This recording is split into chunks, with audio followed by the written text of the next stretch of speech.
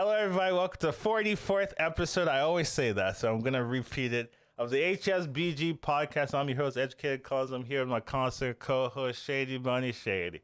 How you doing? Doing great, Collins. How are you today? I am okay. This is earlier than normal because Shady wanted it, and he didn't tell me until this morning that he wanted it earlier. Now I have to switch things around. Yeah, I'm blasting you. Can't believe you told me you wanted it earlier. Anyways, but it's fine. It's not that big.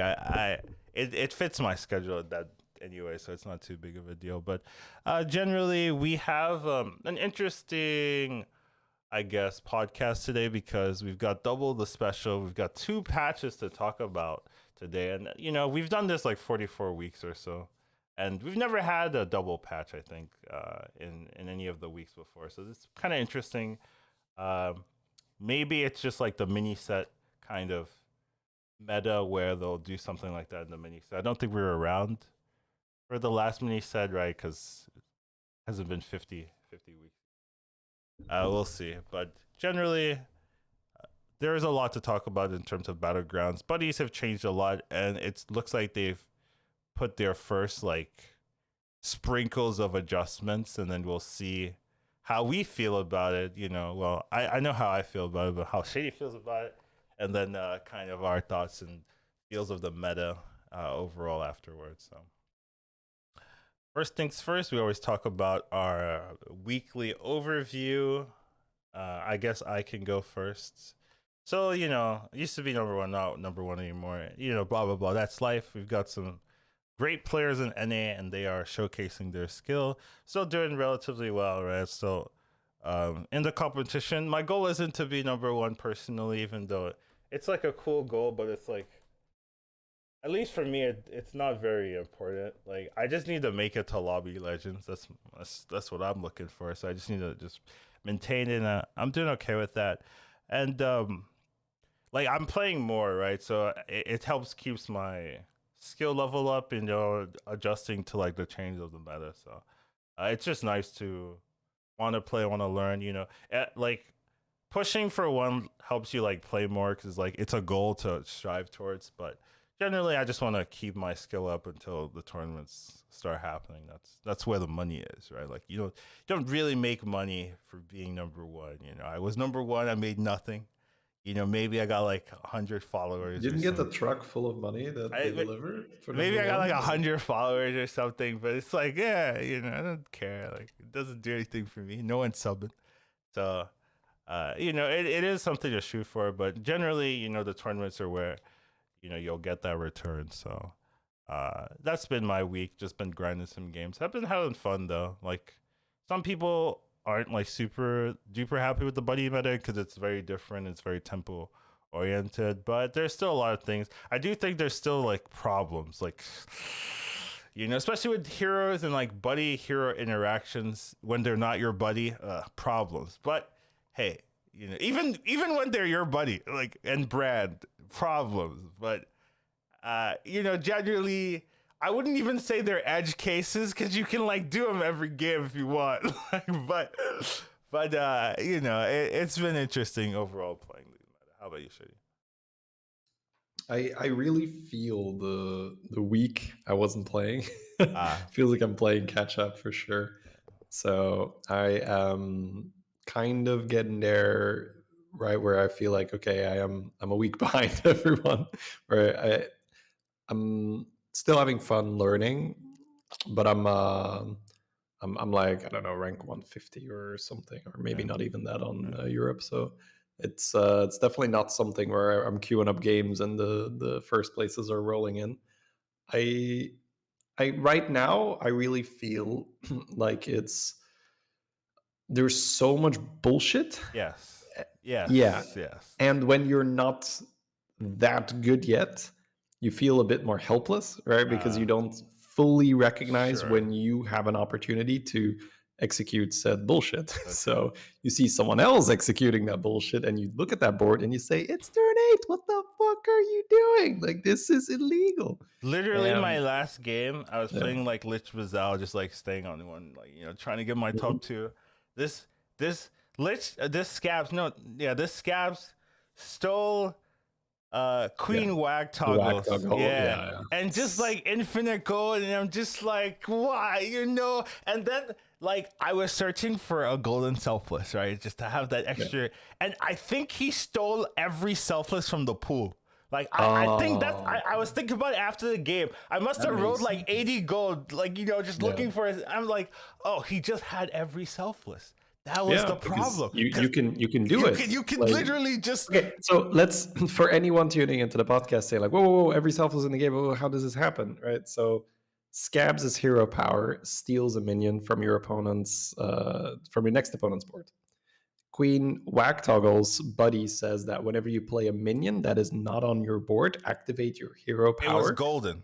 Yeah, twice. Okay. So every time Scabs plays, let's say he's got, I don't know, like 2 or 3 tribes on the board.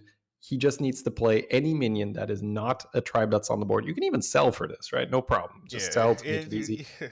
Sell it down to like every tribe is, just have a bunch of non-tribes. Just have grand. Just don't play minions. Yeah, just have a grand. Every minion you play then triggers your hero power twice, which means you play it, you get to discover from 3 cards from your opponent's board. You take one, boom, you get to take another one. And then the cards you steal from the hero power, you can play to then reactivate the hero power. So it's so dumb. It's literally infinite. You just go like, wee, cards. So that's why Colin said he just kept picking the selfless. And at some point, all the selfless are out of the pool, which funny enough, Scabs can still get selfless because the hero power doesn't discriminate. It's like, hey, there's a selfless on the board. I could give you another selfless if you want to. So it's possible that you were like -5 selfless deep when you were rolling, and Bob is like, I'm out. I should have realized. Because the next time I fought him, he had like golden selfless, and like another. Like I was just like, oh, at that point I should have been like, oh, he took all of them. That's why I should stop rolling for selfless. Let me try to sport cheese him or something. I don't know. But like I was like, damn. After the game, I was like, he ruined me. Because there was like a Brucon I could have killed if I just had the golden selfless, because I had a macaw, right? So I have macaw golden selfless, right? That's so many more procs, right? The selfless doesn't hit the other selfless. I would have won that fight. Scabs is, can't beat that, but I won the other fight, right? So I got the 3rd place. Anyways, this is just a tangent to reiterate the point of there's a lot of BS in the meta right now. That's the point. I just had to. This morning, right now for me, it feels like I'm either hitting or I'm just sort of flailing around. And in my experience, the next step is when you have those games where you're not hitting, where you take a step back, you stabilize just how much you need, and you still find a way to get there, right? And that's how you. Yeah. I mean, you know that better than anyone. For those type of games, I would just say commit to a comp.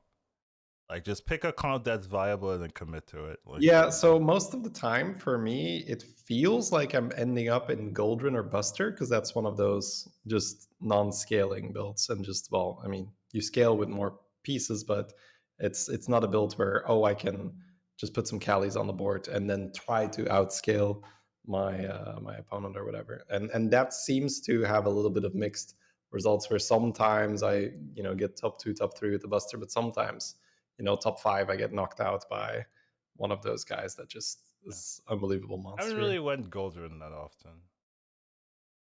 For me, like, so I'll tell you, if I'm playing a lot of Goldrun, that means I'm not comfortable in the meta, because that means I'm not playing Brand Amalgadons, right? I'm sort of the poster boy for don't play Buster, don't play Goldrun, fuck that shit, right? Get Brand, get Amalgadons. I like Buster. I like Goldrun. I mean, Goldrun's you like okay. Buster. I like Buster when Beaster, and that's exactly true. Yeah. I know I've had definitely some good Buster games, more good Buster games than good Goldrun games, for sure. Because the bullshit factor with the mech rolls. Yeah, exactly. It's too nonsense, man. I killed a Gallywix who had. I think I saw. You saw the 270 health mech roll he had? I chunked that thing down by I had 2 golden busters, golden baron, and I was just Okay, I like, didn't see that. brilliant. That's not. So like all my macros and deflectos were like over 100. 100 was like chunk, chunk, chunk. So I actually killed, like, I was like, all right, this is where I die, right? It's a Gallywix in the late game. He's going to be just ultra large. And it's like, holy crap, my board is insane. So yeah. On the other hand, I also linked to a pretty sick cauldron board, but those don't happen too often. Those are edge cases, but yeah, I mean, that's that's the meta right now, and I think it will continue to be the meta, especially since they've just released patches and they haven't really changed any of the BS that we've talked about, so at least for like the next it's good 2 weeks. balancing stuff, but yeah, it's indeed like, it's not like they said, well, Scaps can no longer use Whack Toggle's minion or anything like that. It's gonna be the meta for a while. Moving on, we've got 2 patches this week, so that's a weird one, right? Like we had one on the 8th, right, and then immediately another one on the 10th, right? So that's not a common thing. I don't think we've ever really seen this quick patches, but I like to have them have turnarounds. I don't actually think the patches are related to each other, if that makes sense, right? I think the patch 22.4 was something they were already planning, right? Hey, it's new heroes, and this patch 2.2.2 is kind of like a hot fix level patch where they're like, all right, according to our stats, this is a problem, this is a problem, this is a problem, this is a problem, let's adjust it, right? So this first patch is more of like, we've seen how players react to the meta, let's change some things. And then this next patch is, we've got the mini set coming out, here are the brand new heroes we've been developing for the mini set, let's just ship it, right? So I think it's interesting. The patch 2.2.2.2, which should have came out 6 days ago, by the way, on February the 2nd instead of the 8th. I'm just saying, in year 2022, they messed up there. But other than that, I think that one's the more interesting of the 2. First of all, because it's already out. The other one is coming out later. And second of all, it's the one that addresses things in the meta. So this is more of the Blizzard reaction to meta changes or meta shifts from the buddies. And that's more of telling of what Blizzard thinks is problematic and what's not, versus the 22.4 patch where it's like, here are new things, right? New ways to break the game or whatever, new heroes and cosmetics. So we'll be talking about both of them generally, not at the same time, but just like starting with the 22.2 patch and then going over to the 22.4. We can get started with it, Yeah, let's do it. All right, so first things first, we've got minion pool changes, right? Big change. Hamul has been removed from the minion pool. So this is a huge change, right? I think this is a fundamental change in how things were. I used to be a Hamul hater, right? When it was introduced, I was like, my levels to 6, I'm not gonna have Hamul, I'm not gonna have the direction, is what I said, right? Hamul is gonna clog my discovers to 6, blah blah blah. But then I became like, let's just go to 6, right? Instead of discovering, let's just go to 6. And now Hamul is like amazing. Oh, I get 2 dragons. Oh, Callie's in the shop. Oh, Amalgadon's everywhere. Let's buy that. Oh, Murlocs are good. Oh, feels good. Elementals are good. Feels good. Pirates. It's so nice. But you do have to be on tier 6. And a lot of times if you're on tier 6 and surviving, you're doing really well. So they said that the reason that they are removing this is it ended up being a win more card where players that are already doing well just kind of closed out the game by getting the Hamuls and fixing up their compositions, making it as clean as possible, and really made it hard for other people to come back against the players that have hit the Hamul when it made sense. So I do agree with that. I do agree that is true. It did kind of end games. You just get Amalgadons for free and fix your comp. But I do think another big thing, at least for high MMR, not really for most players. So maybe it doesn't feel important to them, but for me and stuff, it does feel important that because of buddies, it's a lot easier to have beasts beast solo, or like it's a lot easier to have a minion type that is not in the game, essentially, right? There are a lot of heroes that can get a buddy that is a beast or even elemental or Cookie something. Murloc is a good one. Yeah, or Murlocs, right? And if you play Hamul on tier 6, while you have that, you just get boards full of Amalgadons, and that's just it's too easy for how effective it is. It is hard to do because you need to hit Hamul, you need to be on tier 6, you need to be healthy, then you need to have the foresight to sell all your minions. You know, like that's a hard ask for a lot of players, right? Like but when you do it correctly, it's very strong. So that is something I feel is necessary. Like that's a good like that is more of a reason for me to remove the Hamul than the win more aspect, but it is important to address like that was kind of an issue. What's your thoughts on this change?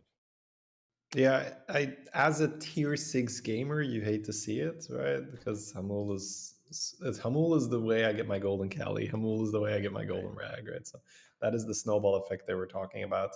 But I do agree that forcing 6 Amalgadons in the shop is just not good. So if this is the only way they can do it, if they can't just say like, well, guys, if you're going to Hamul with a minion type that's not in the shop, it's going to be empty, right? Like, if they can't do that, then sure, right, remove it. The argument is more that it's win more than it's the yeah, but I mean, I care more for I agree. the abuse, Okay, right? agree. Like, because I am the Hamul user, not the abuser, right? I am the snowballer, so I don't mind it. Like I like playing a mule for its intended purposes, but I don't like that you can force a bug on it. So yeah, overall, fine, whatever. It does impact it, right? So a lot of the time, let's say you're playing a beast comp and you're thinking, should I go to 6? Like part of it is like, oh, I can roll Hamul, right? And if I roll Hamul, right? That's true. I have like sometimes level to 6 with beast, and I'm just rolling, and I'm just like, why can't I find reborn? The reborn target. It's because their Hamuls are gone. That's true. That's a good point. That's a good point. Okay, I need to stop doing that. yeah, it's the same thing with like, let's say you're playing like Buster or something, right? And like it's a lot easier to hit it with the Hamul, not a little bit less so, right? Dude, I have forgotten how much like I'm using Hamuls, like just like casually, because I'm just like Or if you're playing Nomi on tier 4, you're like, ooh, I'm gonna level for this triple because I'm trying to hit them. Which 6 drop am I trying to hit, right? Like I don't care. So I feel like with Nomi now, a lot of the time I take my triple for another 5 or something like that. The one thing that feels really bad, and maybe like it makes the thing I did in the tournament even more special, is that you can't do the Fellbat shenanigans anymore. Yeah, right? You have no more Fellbat shenanigans. But I have the only APM one Pirates as well. Yeah, but APM Pirates is like already like. But you'd be surprised how often the Hamul is the one that gets you the other Hogger, the nuts, right? Yeah. Or it's like let's say you have 2 Hoggers on tier 5, right? You found them, and then you triple a pirate into Hamul. And in the early stages, in the early stages of getting your infinite APM off the ground, that's important. So yeah, it nerfs all those high-end things for sure. Yeah, that's quite a bit of it's funny how important it is, right? As we're talking about it, like, that's a lot of comps that just strictly get weaker because of it. Big change. I think you could argue this is the biggest change that we're going to see this patch, but hey, like, I don't know if that's actually true, right? Like, some of the heroes are kind of obnoxious. But this is definitely one of the bigger ones, especially if you're a tier 6. The other ones then. Yeah, moving on, we've got buddy changes. So the first one is Maleficent Manastorm's buddy. So it used to be deal 4 to a random enemy minion, repeat for each of the minions that died this combat. Now it's deal 3 to a random enemy minion for each of your minions that died this combat. So it loses 1 damage. It also loses that initial repeat effect. So if this dies first, it used to do 4 and 4. Now it does just 3. And I gotta say, this feels horrible. I don't know, guys. I played it once, and I've watched people play it, and I've seen my opponents play it, It just feels bad, but I understand why they did it. I do. I definitely understand. It's too easy to play this hero. If it's strong, it's way too easy, and it feels super frustrating for like new or rising players to deal with uh this buddy. It kind of shuts you out. You deal 4, you blow their board, you never lose. You get like a Kangor or a Baron, bam, you're off to the races. You just blow people up. It feels like there's no counterplay if you don't know, if you can't make big stats. And even in high MMR, like before this change, even moving to a tier 4, like people still played it. People would get top 4 very easily with this. So I understand the change here, even though now it feels really bad. You can feel the nerf now. Like it's so like but yeah, it feels like the buddy is now more in line with the hero, right? It's like, okay, yeah. Now I don't have to think about playing you guys anymore. Nice. Yeah, definitely. Big nerf to the hero. I don't recommend her at all anymore.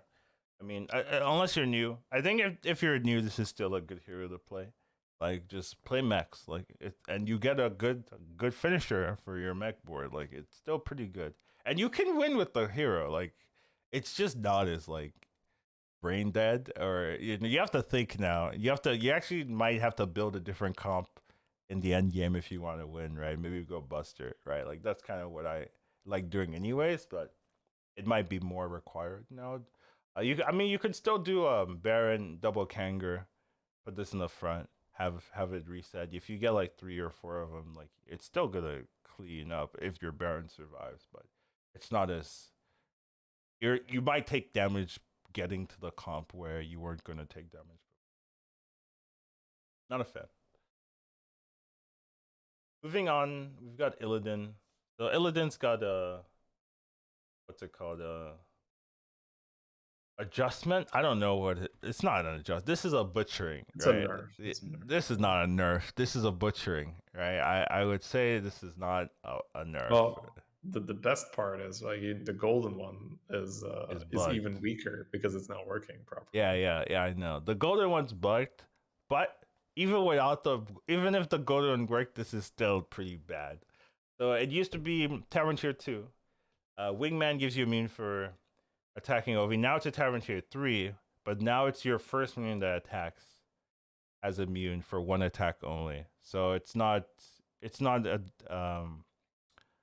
targeting both. It's just the minion in the front, and that's not the greatest because people just you can play acolytes, you can play taunts that you don't care about, right? There's a lot of ways to mitigate that. The problem is when you got like a poison and then it goes in. I mean, it kills something that immediately, and then it kills the taunt with your other one, and then the poison attacks again, right? And then kills something else, and then sometimes they'll have Reborn or Divine Shield, and then it'll attack again, or have Wind Fury and it'll attack twice immediately. Like it would just kill half your board before the turn starts, and it's too hard to deal with for most compositions. They can't deal with start with 3 minions. That's your that doesn't really work for most comps. Death rattle comps and stuff, they can deal with it, but most other comps really can't deal with that amount of abuse at the beginning of the game. So this kind of makes the hero not feel as impactful. It's a lot harder to get the triples right. Another big thing was you could reliably get your tier 6 super early because you always win your fights. Now Tavern 3, it's more in line where it doesn't feel I'm getting it so early. You are still playing a hero with good early tempo, but you're not a tier 2, and that's fundamentally different than being than even if you have a high tempo hero. So just feels a lot worse, and it's bugged. I mean, I feel like even if it wasn't bugged, it'd still be not as played. But the bug definitely makes it worse. The bug is that the second minion doesn't get the immune, even if it's golden. So that would be the bug.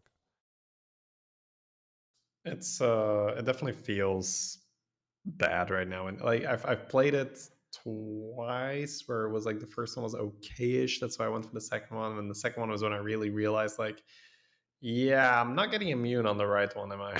So that's I think once they fix that bug, it's like maybe more like mid-rangey, but yeah, right now I think just avoid. It seems a good strategy. Sorry, I read the comment and I thought that was hilarious. No, you shouldn't be worried. Anyways, yeah, Illidan not the greatest. Moving on, we've got Snack Vendor. So AFKs, buddy.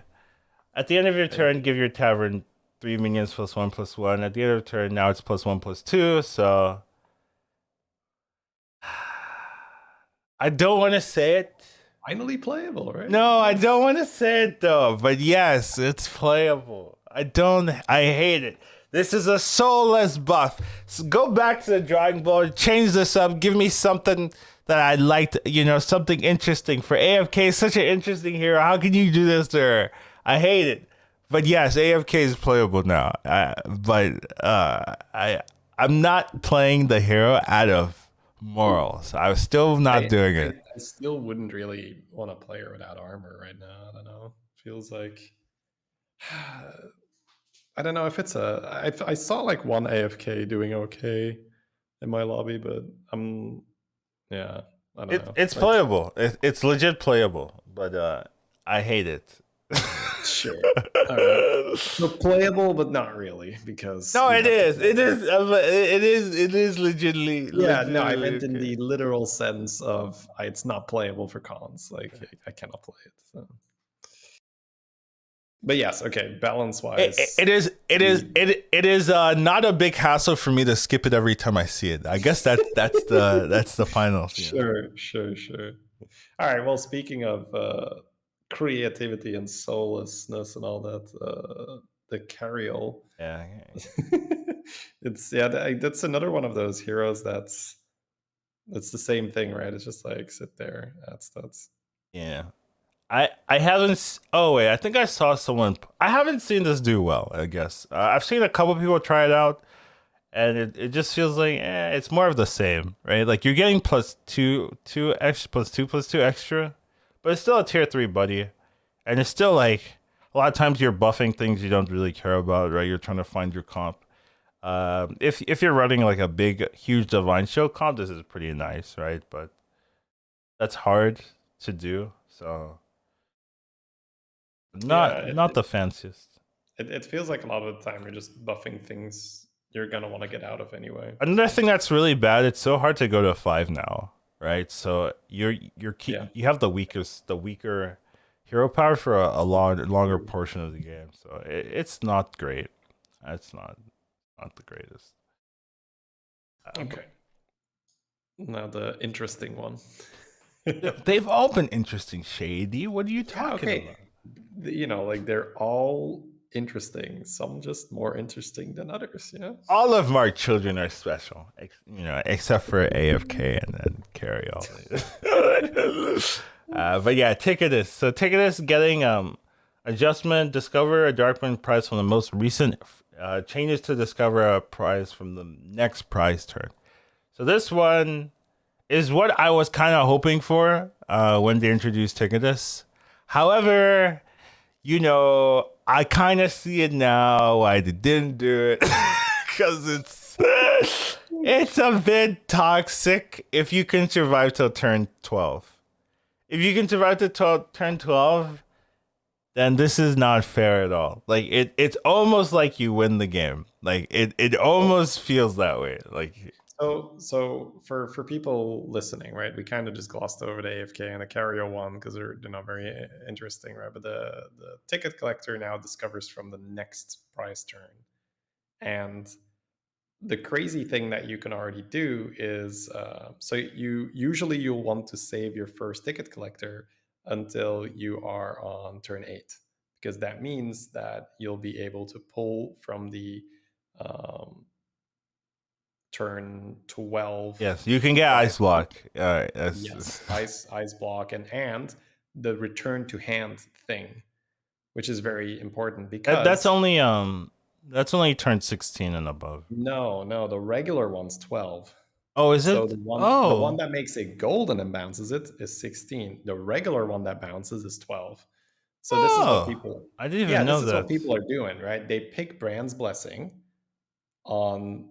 So you naturally get the option potentially, right, of getting Brand's Blessing on turn 8. It's actually dumb. Holy moly! No, it's more because I wanted to step in because you're saying like if you survive until turn 12, it's like it's not that. It's if you hit Brand's Blessing on turn 8, you play this thing, and then you have 2 shots at getting the bounce. Oh god! Every time. So as long as you keep hitting the bounce, you keep going. Oh god! I didn't even By the realize. time you miss the bounce, you're so strong that you will make it to turn 12. And then on turn 12, it's guess what? Unlimited turn 16 prizes. So yeah. Okay, so they need to make this not bounceable as a passive. Pretty much. Yeah. It's or like once per turn or something, right? Or you can't. I don't know like how they want to do it, but it's very. It's just okay. So turn 16 prizes were made very exclusive. Yeah. You weren't supposed to get them. Yes. So like you have games where you see people play so many turn 16 prizes that they've reduced the cost of minions in the tavern to 0.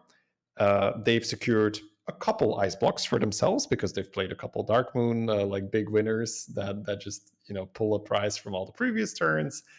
Their entire board is Divine Shield Wind Fury because you get a big bone, and all their minions are golden because they've gotten the bounce back to the hand and golden. Pretty much all you need is a Bran, and then your 2 ticket collectors on turn 12, and then you can use one of your first.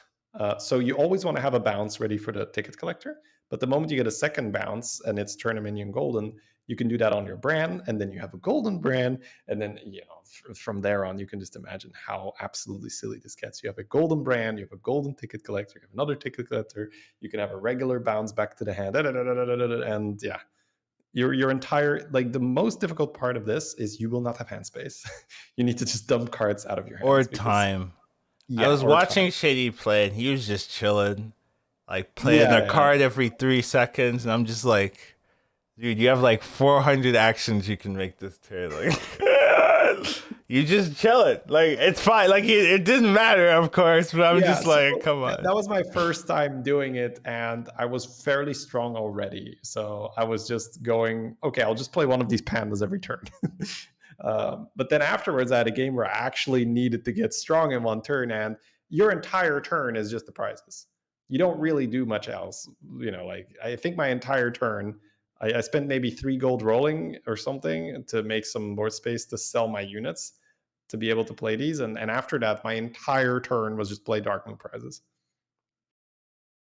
Yeah, so problem, this needs to be changed 100%. Like, you will see some, like, I think I have made my best board. There is no play testing. I'm just like, I can't buy it. Like, I can't buy it. I feel like it was put in this position of like, oh, this will not happen super often, right? It's like this crazy thing that will be very memorable. But then, of course, you have these tryhards who just like know exactly, okay, I just gotta survive. I'm gonna only keep my buddy, do it on turn 12. I gotta make sure I have the Bran. It's just like Bran just makes a lot of things with the buddy patch. Bran makes a lot of things go from strong to batshit crazy strong, right? You get Bran with the Gallywix buddy. You get Bran with the Alexstrasza buddy, which makes me a little bit afraid for Bran. I do not understand how they could put any battle cry buddies like in the game with knowing that Bran exists. Don't make it a battle cry. Like, do something else. You need to make the card sufficiently powerful to justify it being the buddy. And then any battle cry is literally ×2 when you hit a Bran. Make a new mechanic. Make a new mechanic that doesn't work with Bran. Make it not a battle cry or something, like activate or something. Like, it's too crazy. It makes me afraid for Bran. It feels like it might just be easier to remove Bran or disable Bran than to change all the buddies. Just make a new mechanic. It's fine. Like Rand is OP already. Like you don't need to have this nonsense added in, especially with Finley. Finley is the one where I'm like, I don't get how this got through. Like it's just pure nonsense. I don't understand. Anyways, taking this is a problem if you make it to turn 8. Is that what I'm hearing? Oh god, like that's too easy. But if you hit Brand's Blessing, if you hit Brand's Blessing on turn 8, you can whiff, right? Like you can have a bad ticket this game. This can happen. You can make it to turn 8. You can have a bad early game. You're like, all right, I need to play this ticket collector. I need to hit. Shit, I didn't get Brand's Blessing. Shit, I didn't get the bounce. Fuck, what do I do? Right? Okay, like my ticket collector didn't do anything, and I die. But rolling a Brand in the shop or rolling Brand's Blessing from the hero power is just your turn 8 is going to be very good, and then your turn 12 is going to be exceptionally good. Yeah, definitely something to look into. All right, moving on. Shutterbox buddy. Right. Okay. I forgot they changed this. After you play a minion, add a Battlecry minion to Bob's Tavern. Give it +2/+2. So best case with this is if you're stealing it, because if you're playing Shutterbox, you don't care. But if you're stealing this and you have a Cali, I had that once. It was pretty good. I was just like buy a minion, Cali buff, buy a minion, Cali buff, and just get a new Battlecry in the shop. It was like, oh, this is very convenient. Like. But if you're like your millhouse at that point, you're like, well, that always procs something you want. It's actually nuts. But this isn't really how Shutterbox is being played, at least in high MMR. So it doesn't really change. I will say that I played Shutter today, and this one did save me. It saved you, okay? Yeah, I haven't played Shutterbox, so I don't know. Okay, so I went for 6s because I had a Swabby. Okay. It's kind of hard to go for 6s now because of the tier 5 cost increase. Yeah. But if you get Swabby, Swabby will reduce the cost back to normal or cheaper, and then you get to actually tier to 5 on them. So you get your 6s on 8 gold, which is essentially what you want to do with Shutter. And then I played my Muckslinger, and the buffs on the minions and the fact that I could keep getting battle cries without having to roll helped me stabilize, because I rolled like Nosy Looter with Flat Tusk, and you're in trouble then, right? It's like, where's the Eliza? Where's the good stuff, right? So but because I had a Muckslinger on the board, I was able to like pull 2 Begurgles, and I had like 2 Murlocs or something. Okay. 5s, I think. So that's like, okay, the stats, right? So the +2/+2 that early on did matter.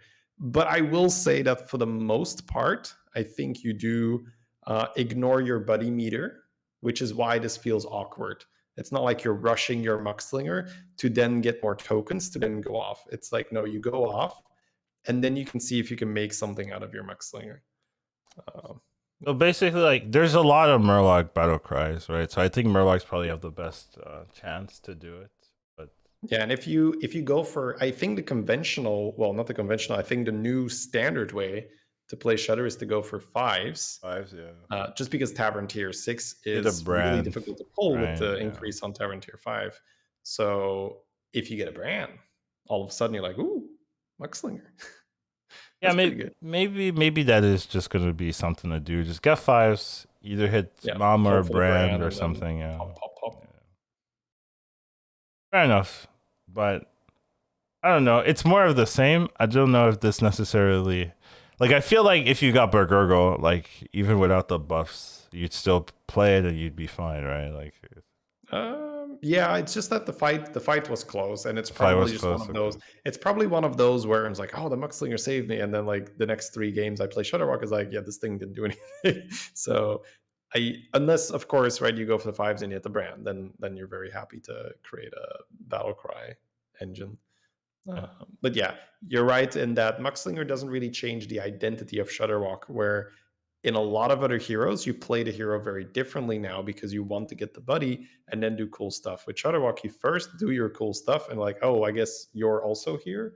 Sure, I guess I'll get a battle cry or 2. Fine, right? Okay. Yeah.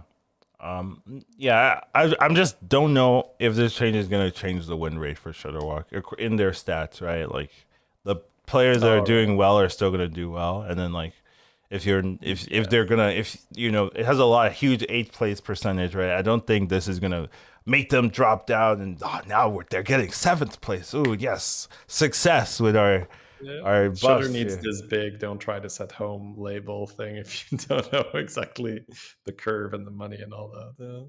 Yeah. Next, we've got Crabby, Tavish's buddy. So Tavish got a pretty big nerf, so it went from 3 to 4, and then it lost 3 attack as well. So the biggest nerf is the 3 to 4, right? You're getting the crab later, much later in the game, like maybe a turn, maybe 2 if you're unlucky, later, and then 2 attack. It's not good stat line, but you still make up for it from the hero power, right? You're giving plus 14, plus 14, plus 16, plus 16. As long as you hit the hero power on a non-mech, so non-divine shield, so still pretty good, right? Terragosa is still in the game, so I've still just seen the games where they just have double Terragosa Crabby, and I'm just like, like it's still the same. It's just like less consistent in both directions in that you're getting your buddy later, you're getting your Terragosa later. But if you get it, it's still stupid. So yeah. I don't think it's an auto pick anymore, but even without dragons in, right, you can still buff cleaves, you can still buff like key avenge pieces or whatever you need. So it's still a good buddy, it's a good hero, it's just not as like insta pick as it used to be. And the consistency drops a bit. Any thoughts? Have you played this hero? I've tried him, I think, one time where it was okay. I think it's the feeling that you described where, hey, if you hit the Gosas, it's still good. Really dumb because I don't think you should be able. Like I'm a very big. I'm really against the promo Drake Taragosa interaction, and this is that. So yeah. If you hit Taragosas, you still get way too many stats for free, way too many permanent stats for free. If you don't, then a lot of it is just make do, right? Deflect those, just try to get there, and do fine. But you hit a shield one time with your hero power, it's like oof. Like that is then you take your 15. That's you collect your 15 do not pass go. Right?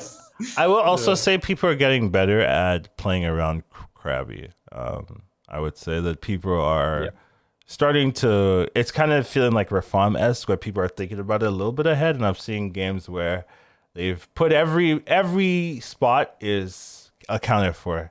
Where if I shoot low, it's a shield. I shoot high, it's a shield. I shoot left, it's a shield. I shoot right, it's a shield. Right? It's like, damn, okay, well. I was like, okay, yeah. Damn, okay.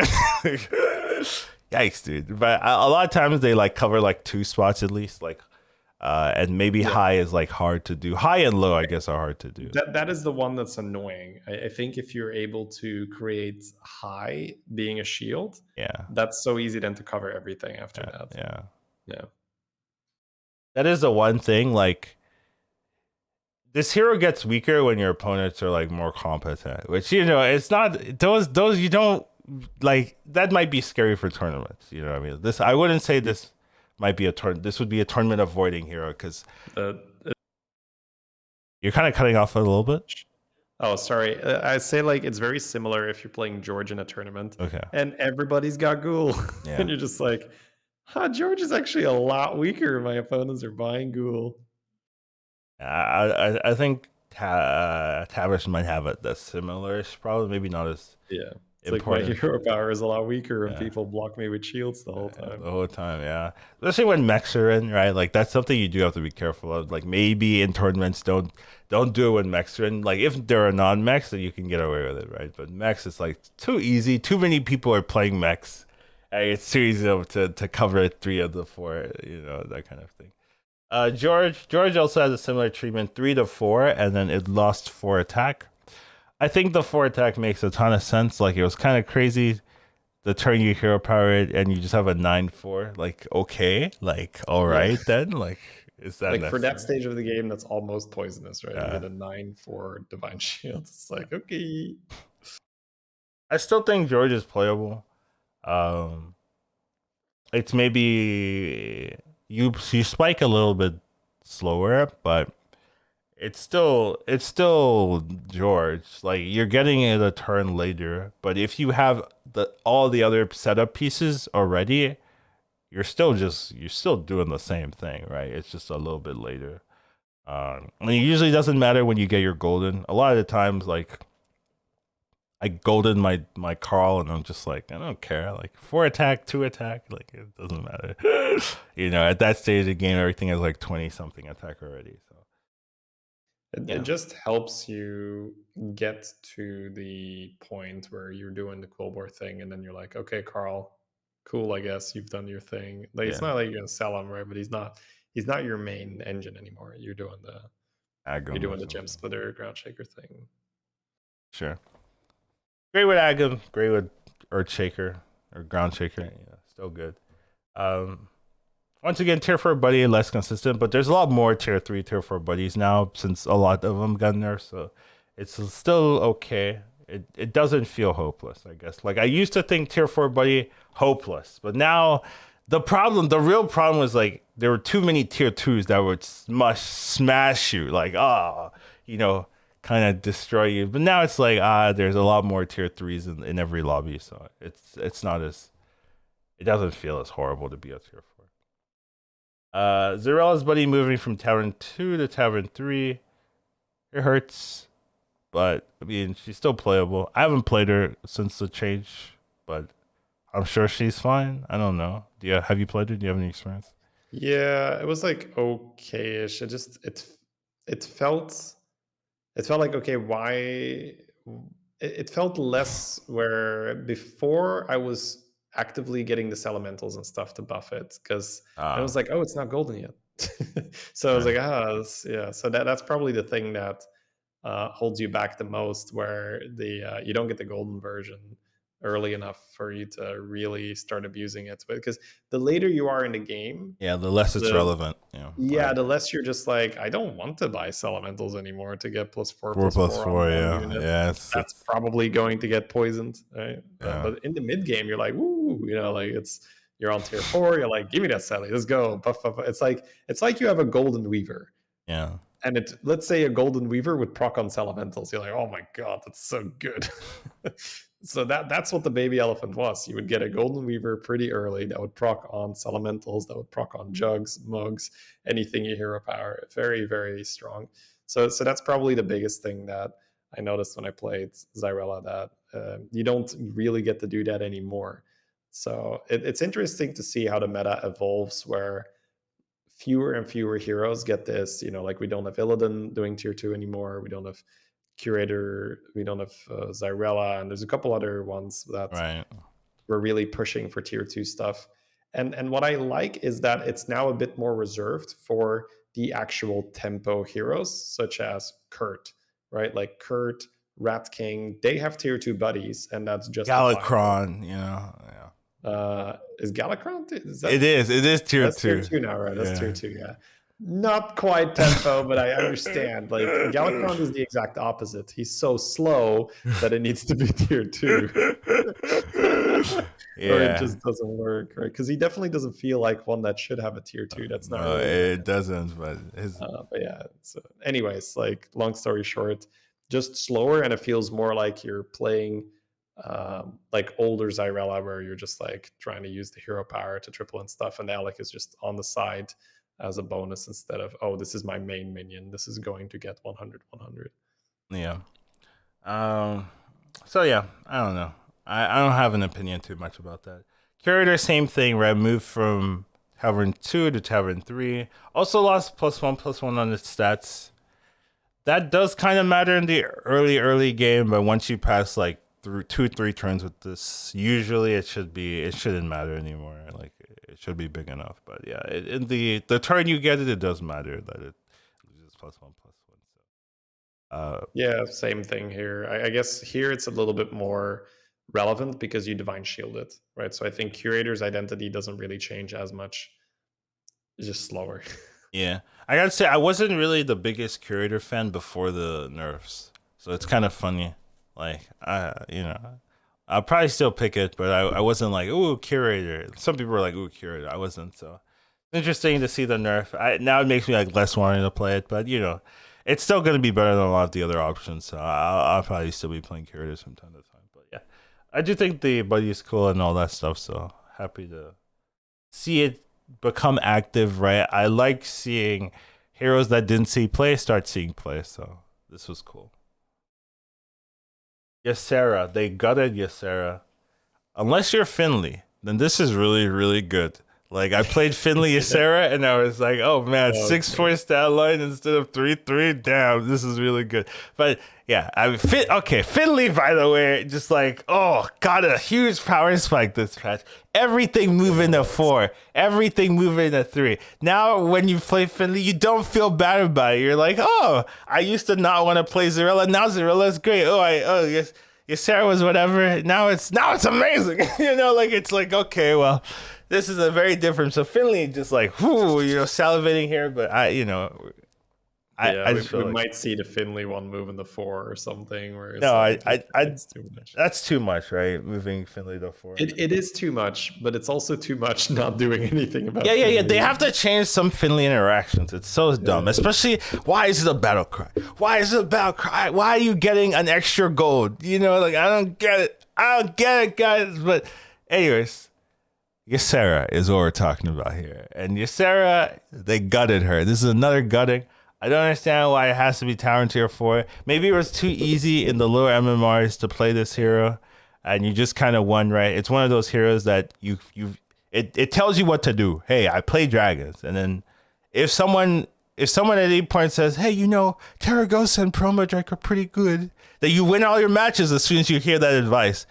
Like in the lower MMRs, like, at first you're just buying random dragons and you're like, oh yeah, this is okay, but then someone like whispers to you, hey, Terragosa Promo Drake, that's pretty good, put them together, and then bam, you just start winning all your matches. Like, it's pretty good. Like, so yeah, I can see why they nerfed it, because like it was skirting the line, I think, between like okay and oppressive, like it was like, God, if you don't die, like, yeah, it's, and you just get Terragosa promo, like it's still broken. So, and the dragons getting buffs, like it ended up matching when you would start buying them, I think, in this new meta. So it was kind of okay. So your promos were 6-6, your Terragosa start 7-7. Those are pretty good stats at the beginning to kind of get you there. Then once you're there, like it's the nuts. And then you're getting that guaranteed triple. That's another thing with this. As when it was Tavern 3, you get the guaranteed buddy triple, and then you could like level and then check for Nadina, like right then and there, and then bam, your comp's done. So it was like very clean, very like, oh, this is how you play it. You just wait until you get your buddy, and then bam, you're done. Now you have to think about it. Painful. But yeah, I haven't tried Ysera on non-Finley, yet. With Finley, damn, it's very good, because you get like, it's just a buff for Finley. But non-Finley, I haven't tried it. I don't think it's gonna be as fun. That's my opinion. Yeah, I think you have a great point where you say it gets nerfed because it's just, hey, you're Ysera, hey, buy dragons, hey, promo Drake Terragosa, and it's very hard to screw up. So it's why Jiraxis, for the longest time, people are like, I'd be surprised, like Jiraxis is actually doing okay in lower MMRs. It's like, well, buy demons, right? So just the simpler the game plan, the more straightforward, the more efficiently that lower MR players can execute it. And I think that's normal. And I think that's, in a way, that's also good for the game that exists. Yeah. But I really, really don't want it to be viable in my games, But yeah, it's true. I think those things need to exist because it's great for entry level. It's great for like, okay, I know this, I have some success playing with this. And then you can branch out where you can try to, let's say, something like a hook disc, for instance, is very terrifying. Go play hook disc. Yeah, go play hook disc. Right? Like that is terrifying for a newer player. But you get some steps in between, right? Like you play your Jiraxes or you play your Sarah, and then what would be next? You get something maybe like a Rafam, where the curve is nicely like, okay, do this, right? Like buy the thing, hero power level, do the level, hero power, and then eventually you can do stuff like play hook disc, play brand. That's something to aspire to. But it's good that they have that for all levels, that you can enjoy the game as well. Yep. Moving on, we've got Vol'jin. So nothing changed, just went from 3 to 4. I still think this hero's busted, actually. Like I don't think this actually solved the problem with this hero, where you get poison on everything. That's what it says. Like it's a bit more likely that you now take some damage. Yes, you're now at single digits before you win. I hear you, Shady. Yeah, no. The problem is you're now one Brukan away from losing, right? Where the Carrot Raptor, and just like like it kills all your shields immediately. So it's very the reason it doesn't win every lobby is sometimes people high roll you in the fights. I agree, but like it's not just that. Like there's just like Brukan, for instance, right? Or if you are fighting, Brukan is the high roll. You've matched up against a Brukan, and you fight a Rat Pack, you fight Omega Buster, right? They're playing Rat Packs. So I will say that I am a really big Vol'jin hater. So I am playing the devil's advocate here. Please don't get me wrong. Okay. I hate absolutely losing to this shit, because you get an entire board full of poisonous, but it's also got cleave and it's got divine shield. Yes, exactly. It's so stupid. It's so dumb, man. Everything is it's very dumb. Cleaving you for I fight him and he just has double 300 attack Hydras. I'm like, okay, and then divine shield, Bronze Warden, okay, and then there's just like a taunt with divine, and I'm just like, what do I do here? Like, what comp do I run? Right? Do I just full send it, try to switch to mechs or beasts? What if they're not in? Tokens and stuff. Like, but I'm trying to play against other people too. I can't just be switch. I think one of the most toxic elements that Vol'jin brings to the table is that you can be really strong in a conventional comp that relies on stats. I'm so strong, and I still just like you can take 7th, right? Because like you don't kill anything against the Vol'jin, right? It's 50 attack deflectos that are resetting. It's how do you beat that? That kills everything. So you can take 20 damage or something when you're in the mid game, and you're a house. You're so strong. You're playing. Let's say you're playing Agam, and you're just pumping stats, and your guys are like 40-40 in the mid game, and you're just like huge. Or you're just like Whack Toggle with like maybe a Whack Toggle getting killed in the mid game is a little bit of karma. It's so salty, dude. I've seen it. Like the Whack Toggle is just like hitting people for 2 or something, and then they take like 27 from the Vol'jin. I'm just like, I know what happened, dude. I'm so sorry, dude. It's like, what can you do, man? There's nothing you can do. That's pretty much it. Anything that relies on stats is going to get absolutely dumpstered. And for those of you, once again, if you're just coming in, you're just like, wait, why is Vol'jin so good? All you need is one Chroma Wing. You make the Chroma Wing high attack, you swap it to the buddy, and then from there on, it's absolutely silly. If dragons are out, you can still just copy like anything that's the highest attack, and then you triple something, and now this triple has a lot of attack, and then you use the attack from the triple. Mechs are super easy as well. Yeah, you can swap to a menace and then put that on top of a mech, and then that mech will be very high stats, and then you swap those stats to the Gathering, and the Gathering then puts it back, and then you get a module, and it keeps growing. So it's even without Chroma Wing, it's problematic. But with Chroma Wing, I just donkey roll for it on tier 1. Like I'm not leaving tier 1 without a Chroma Wing. I don't do that, but maybe I'll consider it, because I like it's how people have like 300 attack, and I'm just like, yeah, I guess I guess it's that easy, huh? It is, yeah. I guess it's that easy, huh? And you can very, very reliably just play tier 1 curve. Which Yeah, for sure. Yeah, no. And So it makes sense. It makes sense. Yeah, I know. I just haven't done it. So yeah. Right. Anyways, don't like this hero. Not a fan. Not a fan. Not for me. Not a good design at all. Oh. Did Arthas move to tier 3? I didn't notice that. I played a Arthas game or Lich King game, and I just didn't notice it was tier 3. I just didn't notice. That's funny. You were just owning so hard. Like, yeah, Arthas right on time. Yeah, right. I was like, I played Poison Scam, dude. Like from like turn 6 or something. I was just I tripled into a SI fit. And I was just like, okay, I guess I'll just play poison. I had like 5 poison murlocs, and then I like leveled to 6. I found my Exna, and then I stupidly tripled it next turn. And then I spent the rest of the game trying to find the second my Exna again, like a fourth my Exna. I finally found it at the end, and then I hero parried it, and I was like, hey, I won. Like. But yeah, it was fun. It was fine. It was fine. Copium. I wasn't worried at all. But yeah, moving to tier 3, I think Arthas.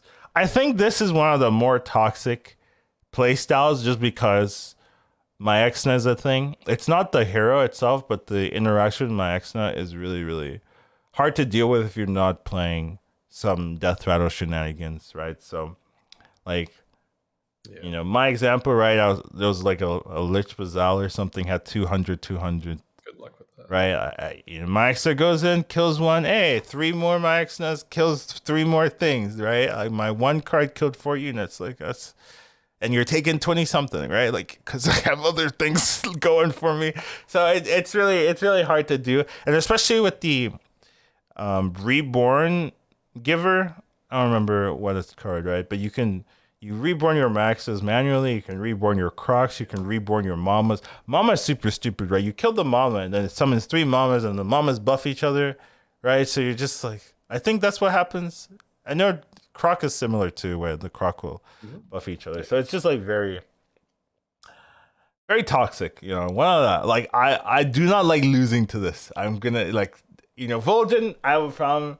This one, I also have a very big problem where I feel scammed every time I lose to this. Every time I feel like I've been scammed here. Like but yeah, it's a good hero. Like if beasts are in, you can get this even when beasts are out. But I do think my Exna approach is the best way to play this hero. So yeah, for sure. Reborn Maxna is amazing, but Lich King takes it to the next level. Yeah.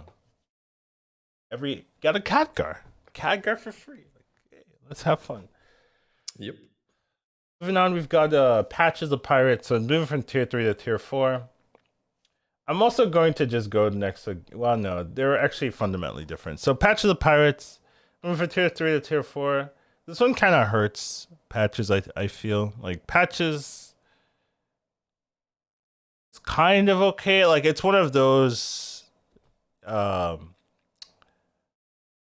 same minion type, right? Same everything pirate. Just buy pirates, buy pirates, you know. But it didn't really feel like oppressive to me. So I wasn't doing well with Patches, just like from my results, but I know I was misplaying anyways. Like I'm very aware that I was misplaying the games, but I haven't tried the new patches, but I've just been avoiding patches because for 5 patches games there, none of them were good. And I'm just like, oh, all right, maybe I'll just avoid it for a while and then I'll get better later. But yeah, this one feels a bit makes it harder for me to play it. You're more vulnerable, I guess, right? You were safer before. Yeah. Where it's like, okay, I'm doing my thing and boom, now I get that little pick me up, right? That buff, that means I'm not taking damage for the next round. Yeah, I watched someone play patches earlier. They didn't even go pirates. They went mechs and I think they won or something. They're just like, yeah, I'm not doing this. Like I didn't get pirates early. All right, never mind. We're just mechs now. Like Deflecto's arm comp or something would reset. Yeah, they were like a ground shaker reset Deflecto comp. You would like it. This kind of thing you would like. But yeah, I'm not the biggest fan of patches, but I think it's okay. You just need to be. You have less of a window to carry, I guess. No patches. Now, Gallywix, like very similar cards, but I think it's fundamentally different. Like Gallywix is still, even with the tier 4 buddy, I thought that'd be like, oh, now you have a window to kill Gallywix. No, you don't. You're still gonna kill you. Like if Gallywix makes it to the late game, you just win. It's too easy. My mantra when I play Gallywix is I just gotta make it to 5, right? I just gotta make it to 5. Like the moment you're on 5 and you're rolling on 5, you're good, right? You got the Brand, you got the Hogger, you got the Nomi, Murazon, Tavern Tempest, right? More chance that you can do Brand, Khadgar, token stuff, like so much. And yeah, the Mogul still just helps you get there. Yeah. When you compare it to patches, it's like, well, you need to do pirates. I can do it for anything, right? Like I can play anything. And yeah, sure, this isn't going to be like, maybe actually the first one is just bigger as well, right? Because you haven't played that many pirates. Well, I guess it depends on how much gold you've spent on the first Mogul turn, but the next Moguls are bigger no matter what, right? Because you are at that point, you can you have a brand and you spend so much gold. So and I think something that matters a lot, it's not really thought about, but now that I've played the meta, I think is important. The fact that it moves from tier 3 to tier 4 actually doesn't matter as much. What's more important is that all the temple heroes that used to beat Gallywix to the ground are now like, you're either not being played because Illidan's like not. You used to see like every other lobby, now you don't see it. And Millhouse and stuff like that, they all been moved up to tier 3, right? So they're not getting their buddy as early. They're not smacking you as hard in the early game where it matters the most. And even though it's a tier 4 buddy, it still feels like, oh, I'm actually feeling okay when I get my buddy, and now I can spike, and then bam, I've spiked and I'm fine. And as long as I can survive, those early games, but you're not seeing as many of the heroes that used to pressure Gallywix. It actually feels like Gallywix is in a better state than it was before because you're not getting as heavily pressured. So Gallywix just feels absolutely nuts, like Ticketus level sometimes. Where I'm just like, if I'm alive, like I'm here. Good like everybody. Yeah, like bye everyone. Get out of my game. Like it's still pretty crazy. I don't understand this. Like, I don't know what to do with Gallywix to make it, like, a little bit easier. Maybe you just give it attack or something, right? So it has to be a cleave. But, like, it's so crazy that you just, like, with a brand. Like, I've seen... There was a clip from... was it Tyler? Like, turn 7, he got this. He ended up, like, tripling into, like, a brand or something. And then, like, gets a Hogger. And it ends and has like a 90 attack Hogger turn 7. Like a 90 health Hogger. That you cannot use that turn. Right? It's a high roll. Yes. No, it's not a high roll. It is an Omega roll. A high roll is I tripled into Hogger, right? Like, it is an Omega roll, but it is in the realm of possibility. Okay, that's my problem. Well, like, in the realm of possibility, how do you lose from there? How do you lose? You can't. Game's over. Well, you're Gallywix with 90 health. Okay, right? let's not make it 90 health. Like, let's make it 70. It's crazy. 60. It's crazy. 50. It's still crazy, man. I don't get it. So there's a fundamental issue. I guess we'll give a minion +1/+1 for every 2 gold spent this turn or something, right? That's the likely change if they want to. Maybe that might be better, but like it makes the low rolls pretty low, right? You're getting like maybe +5/+5. Absolutely. But maybe that's okay. Just because like you're still playing Gallywix, right? That's the problem. Yeah, so maybe it's fine even with that nerf because like Gallywix doesn't need to get this free pass of survival. Like, oh yeah, just get your buddy. Now you survive. Isn't weak in the. He's too strong. Yeah.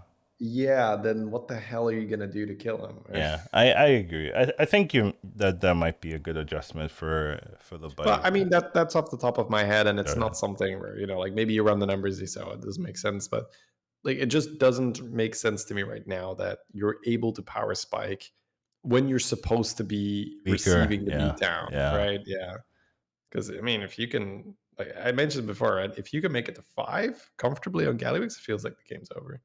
Yeah, I'm seeing like 30 HP Gallywix. Like that shouldn't happen. Like fundamentally, like you should lose in the early game. there needs to be a window where you're weak, but there's not. You know, as long as you're somewhat lucky, right? Like you can low roll, right? But if you're somewhat lucky, like it just feels like damn, you just get. You open that Hydra, you're like, oh yes, okay, let's go, easy carry. Anyways, I don't know. Not take this levels. Like Ticket is obviously more problematic, but you know, this one is definitely something that needs to be looked at. Like even the nerf itself isn't enough of a nerf, I think. And this is a little bit scary, right? Because there's some Tavern tier 4s which I think are too strong, right? And like, how else do you adjust, right? Like this is like their final, you know, the easy tuning. I think the little the hammer knob. This is the knob. Now you actually have to think about. Oh wait, do I need to change the buddy effects? You know, AFK please. Like you know. I think that's the. I think this is sort of the first wave. Yeah, right? I agree. Like, I agree. Let's see what happens. Let's see where we end up. Let's see how it settles after the new heroes. And, you know, like poor Chen, right? Got nerfed. Right, before that's true. I think that is criminal. I think that is criminal. I love it because it's like an admission of guilt. Like, oh, we messed up here. We have now seen players play the game, and we know we've messed up here. Let's just change it. Like let's not do that. Yeah, like once again, where's the play testing? Right? Like that's another like, hey, do they play test? Because like you could see this coming. Like even before we've played any buddies, we knew Ocean Valley was a problem, right? And it's funny that like they're like, oh, we didn't know. We never played with this before. I mean, there's definitely stuff we're gonna get wrong without playing. Yeah, I know. Yeah, it's I mean, you can to devil's advocate here to be to play please. I don't want to be. No, you can have a really good playtesting team, and then you throw that out, and day one, it's unbelievable how much more data is coming out of the player base than your entire playtest time. So, like, you're going to see things like, yeah, okay, I can't believe we didn't spot that, but that happened. Yeah, it's true. Like, they don't have like literally the top MMR players like to play test with. Like that's like... and a lot of the time, I guess like a lot of their audience, right, the target audience there is just like, well, we're not really catering to top MMR players. So like, yeah, if it's a little silly for you guys for a while, then so be it. And then we'll see how it if it's really that bad. And then I think now with Ticketus, for instance, it's really that bad. Like we've tried it, we've broken it, we've absolutely gone crazy on it. It's really that bad. So that might need a hot fix, please. Anyways, it's funny, right? Because how like it's a weird thing because you could see the Ticketus problem like pretty immediate. Like, oh yeah, like this could be bad if you get a brand. Yeah. Same prize turn is like, this is very weak. Like you have no tempo, you have to play it. It's too weak. But like the next prize turn, it's like, yes. But like if you play that game, I feel like if you play the game right with the brand with the prize turn on turn 12, like if you just did it once, like then you'd be like, okay, let's put some safeguards here. Like, like you just have to do it once, I feel, and they never did it or something. There's no safeguards. Like, don't make it bounceable or some, like, I feel like you just had to play it once with a brand. Like, let's just, put it turn 12, brand, buddy. You have 2 of them. All right, let's try this. Okay, bounces in the game. Okay, that's weird. Okay, you can bounce infinitely. That's that's a problem. Like, just do it once, you know? Like, I feel like, how does that get through? Like, just do it once. It's that easy. But, you know, play devil's advocate if you like. I'm ready for it. Oh, wait, I can't hear you.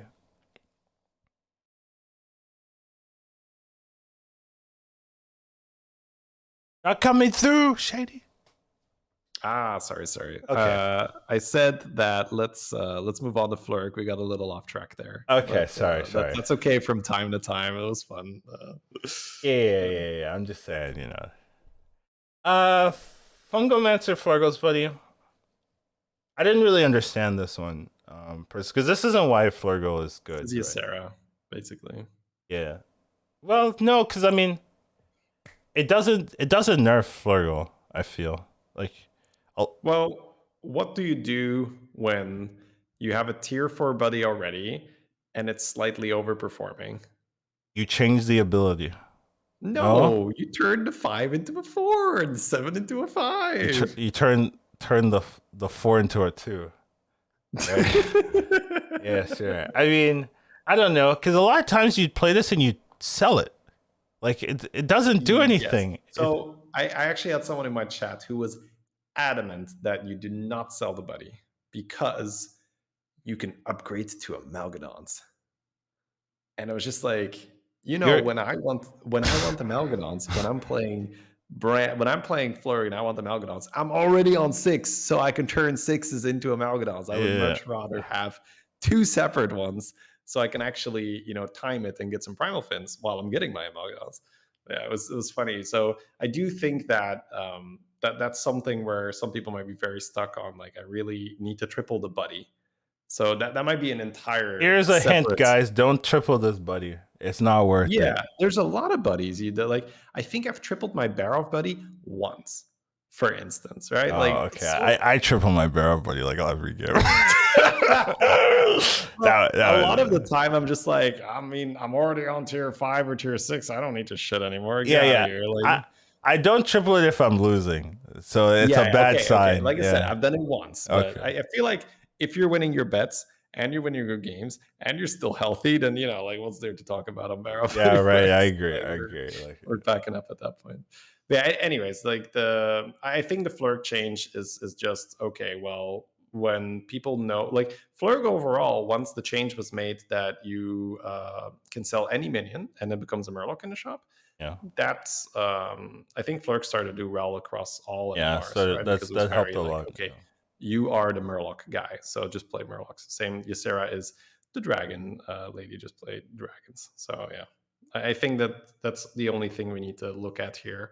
I don't think there's anything crazy going on. This one scares me, right? This is what I'm talking about, the knobs, right? They've already knobbed, you know, they've already went to the max of 4. Now they're like, oh, we need to change stuff. And they're like, all right, battle cry minion that we don't need to keep on the board. Let's just reduce the stats. That's going to solve everything. Like, what? What? No, I don't understand this one, you know, but Light's fun to attack. Yeah. So this is what scares me here. You know, like, this feels like that. The knobs are already at max. So now they have to do something like somewhat difficult, and it's like, this isn't how you nerf this particular buddy, right? It's not going to change how people play the buddy in any meaningful way. So it just scares me, right? But hopefully, you know, things change and whatnot. But yeah, it's I'm starting to sweat. Same thing with this hero too. Same thing for Dancing Daryl as well, right? Like, obviously the buddy is not too oppressive to be a tier 4 buddy. But like, they're like, okay, let's nerf this somehow. One attack, like, it's I mean, I think it's the same thing, right? Not like, changing slightly overperforming. Let's just, you know, remove some stats and see how it goes. Yeah, I don't know. It shouldn't do that much to make it one less, right? Even like the turn you get this can be like an 8/8. Like, so now it's a 7/7. Right? Yeah, I agree. I don't think you get any meaningful data out of this. Yeah, but hey, well, maybe we're both completely wrong here. It's like, no, well, that moves the percentages. Who knows, right? I don't think so. Yeah, it's possible, right? If you have a large enough sample size, like Blizzard has, like maybe this moves the needle ever so slightly. towards a worse placement. Yeah, I mean, maybe. I mean, the one thing is like, it's hard to get that feedback and say this was the important change because you changed so many other things, right? That is true. There's so many variables because you might have those high tempo heroes that are now not like in a way that was kind of good for Daryl because the game was very fast paced and Daryl loves that, right? Daryl loves it when it's scrap, fight. You don't have time to make poison minions, right? You have to defend yourself versus the demon player or whatever. And if the game slows down a little bit more, Daryl doesn't like that because then you can have your nice board and suddenly there's a guy with 3 Amalgadons and my board doesn't do anything against poison Amalgadons. Yeah, so like Daryl could have worse placement and it'd be like, oh yeah, that -1/1, that was a great, like patting themselves on the back, right? Nerf. That was such a good nerf, like genius 5 It did too much. Put it back. Make it a 4/4. Yeah, and there's so many other changes in this patch, right? To really be like, that's the reason that Daryl is like in a better place. That's a great point. Yeah, great point. Anyways, I don't get this patch change. Anyways, I don't think it does that much, but something that does do something, Milhouse Buddy, Tavern 2 to Tavern 3. So I do think moving tiers is like very relevant. Like that is a big fundamental change. Stat changes, right? Especially on Battlecry stuff, like not very fundamental, but I do think Milhouse does matter. Like I initially thought this wouldn't hurt Milhouse that much because like you get your tempo, but really what matters is the triple. The golden version being slower is really important, especially like Tavern 2 Goldens, you can get them before you even have direction, I would say. Like the other Tavern 3 and Tavern 4, it's hard to be doing well with no direction and then you get your golden one, right? So Tavern 2, you can you can get this and then get a 5 into Nomi and then be like, oh, I'm just going to go Nomi now. I got the Nomi. And then you're done. And you're early enough in the game where you can just like full transition your comp and be fine, right? But moving it from 2 to 3, you lose that one opportunity, like free opportunity to get that direction. Hey, okay, I got this, now I can go. So you kind of need direction before you get your golden Tavern 3. So I do think that's more impactful. You can still do some like cheesy Milhouse stuff, and cycling 1s can be strong, cycling 4s can be strong, even 2s. Like when pirates are in 2s, it can be really good, and when demons are in 3s can be good, because you start getting that money pirate that's free gold. You can get the demon eater that's also free gold. So those are some things I've seen. I see not enough people, like I've seen people skip the soul devourer, like that one. That I feel like people take the pirate a lot, but I've seen people just skip soul devourer. I'm just like watching them and I'm like, it's like free gold, dude. Like, it's right, and then like they have a demon or something. Like maybe they don't want to sell 2 things off their board, right? Like that's the one thing where I'm like, that's a little bit hard to do. Like, you have to sell 2 things, but like I'm like, it's like, come on, like you get to see more shops. It's like so good. Anyways, but that's a aside, like just me watching other people. But yeah, I do think it does matter. I've seen a couple of Milhouse games. It can still be nuts, right? Milhouse with Nomi is still pretty busted. You don't even need this, like, once you get the right setup. If you have the Elemental Wraith and a Nomi and this, right? You can cycle pretty much forever. Not forever, but you can cycle for a long time if you're getting the right shop. So there's a lot of power to this, but it does hurt it. I didn't think it would hurt it as much, but it does hurt it a little bit. I've seen. Yeah, I definitely feel it. It's like Milhouse was really crazy, but also so difficult to play. Right. It's pilot diff for sure a lot of time. It's so man. Like I'm not like, for me it needs to be like elementals in for sure for me to even I agree. Look at Milhouse right now. So before on Tavern 2 I could play without elementals because like you could just go to 5, play beast stuff like I did that once, and it was fine. I was like, oh, this is just play Mama Vampire stuff. It was fine. You get the reboard, you get the croc. It was like fine. Now it's like it's a lot harder to get there safely and not feel any pressure. And I do think it matters. Lich Vazal, moved from Tavern 2 to 3 to Tavern 4. I actually thought this would like really hurt her, but then I've been like, what is the word? Begrudgingly playing her anyways because it felt like it was the best thing. Like you get her in like 3 things that I'm like, well, I'm not top 4ing with these other heroes, and then you get her and you're like, okay, I guess I'll do it. And you still like get second. And I thought it would like it'd be too late or blah blah blah. People would pressure you before, but it's like, no, I mean you have Wrathweavers. Yeah, still good. Yeah, I've been surprised. Whiteboard. Yeah. You just take a bit more, right? Your Mal'Ganis is a bit later. That's I've been doing something where I've been tapping less. If I felt okay, like to kind of mitigate the later pressure, because like at some point people outpace you and you'll take damage, but if you can like survive a hit, that's really big, right? Because like maybe you'll fight a dead person and they'll kill the other player and you'll get your second or something. So I've been trying to like not take too much damage in the early game.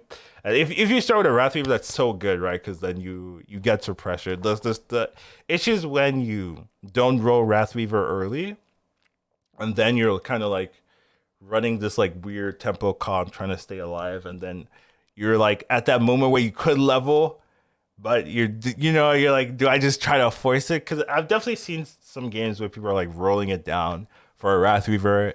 They have their buddy, they don't have a Wrathweaver, and I'm just like, at that point maybe you need to do something else, right? Like, but if you like, the one issue I have with this is like it kind of reduces a lot of the opportunities of playing this hero to kind of staying on 1, right? I think that's now like the standard thing to do, where before you used to do a lot of other things, right? It's just gold. You just get gold, right? So that's there's a lot of flexibility with just getting gold. But now, because you get your buddy so late, and if you don't have early tempo, which usually means Wrathweaver or something like that, it's hard to deviate from this plan and feel like it made a lot of sense. I've seen some people level and then just get 7th or 8th, and it's just like, well, why didn't I just stay on 1? Because that one felt safer, and it usually is safer. So that's the one thing, right? It kind of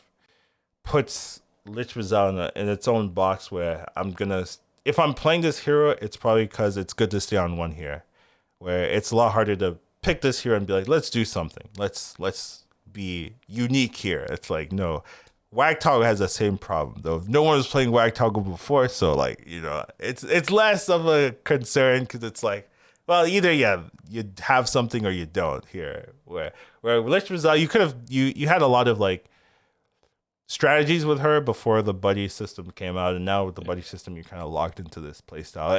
And since the playstyle is really good, now the buddy's being nerfed because of the playstyle, not because the buddy is actually problematic. But when you put it into like, hey, the stay on 1 strategy, now this is a problematic. But because of that, if you try to do something else, you get super punished with a tier 4 buddy instead. So it's kind of weird, right? Like, I feel like if people didn't learn the tier 1 strat, the buddy would still be tier 3 essentially. Like, because it felt good. Yeah, it felt just play Weaver and level. Yeah, it did. Yeah. It just doesn't feel so batshit crazy as Weaver and stay on 1. Yeah, so it just feels like tier 1 ruined my my tier buddy, my buddy. Now because of tier 1, I now have a tier 4 buddy. Yeah, like which funny enough probably makes it even more likely that you have to play tier 1. Yeah, exactly. Yeah. So that's kind of a self-reinforcing thing.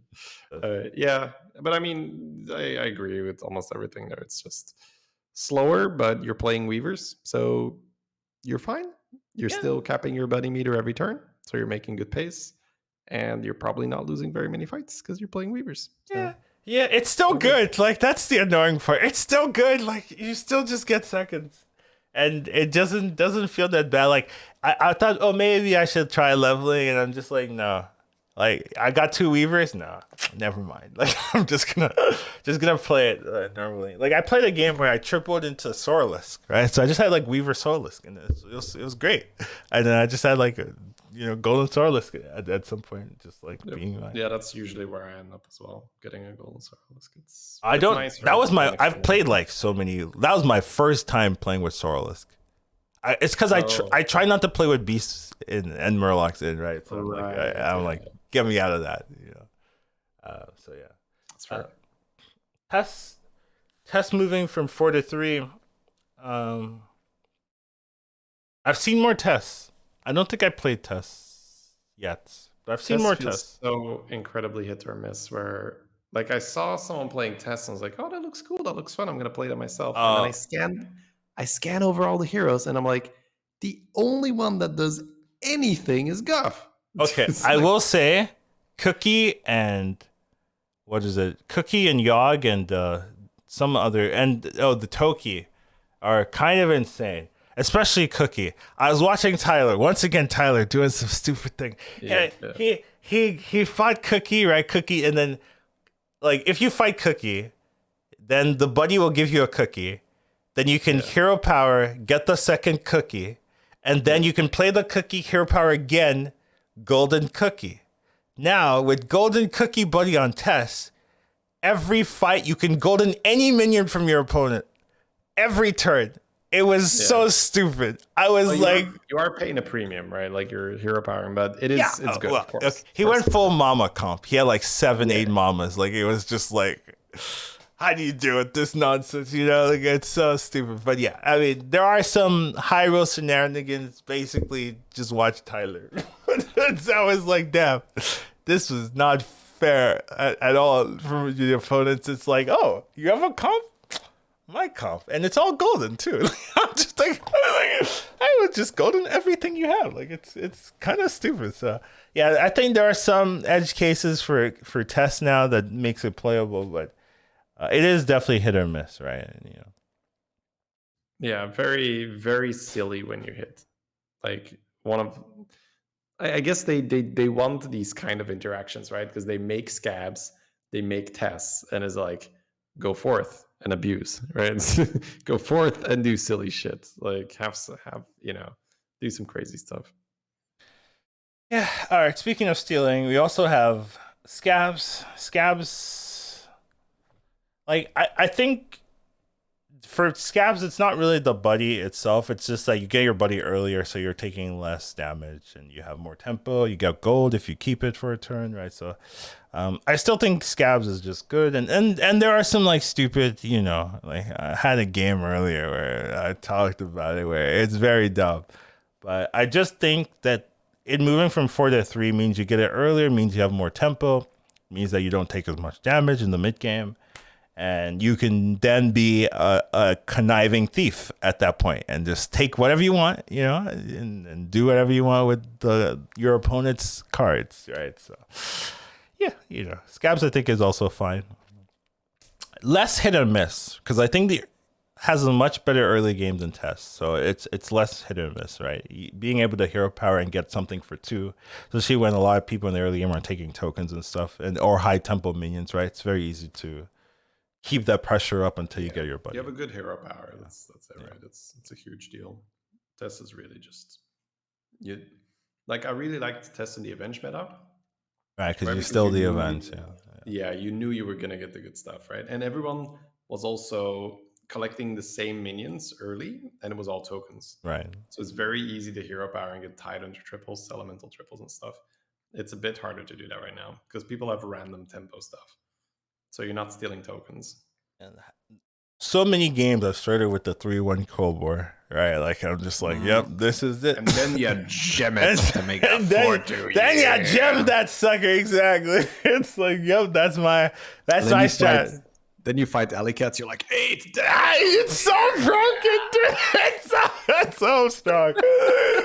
Oh my god, yes. That just shows you how the meta change, right? You play Geomancer and you gem that sucker. Oh man, yes. Anyways, moving on, we've got Gallywix, buddy. I remember saying that I think Gallywix is just being played wrong, but I don't think it's like super broken. But I do think. Gallywing. Yeah, Gallywing's being played. Like, there's not enough people using the tier 1 flight path. And I'm so happy that I saw someone do it. that wasn't me. That I saw someone else do it, and I was like, yes, that is the way I think. I'm not sure, but like I think that's the way. Like use your tempo, and then like get your buddy earlier, and then you get then make up for it, right? So I did it one time on a pup bot. Are you stacking it? Like how many uses are you taking? I don't know.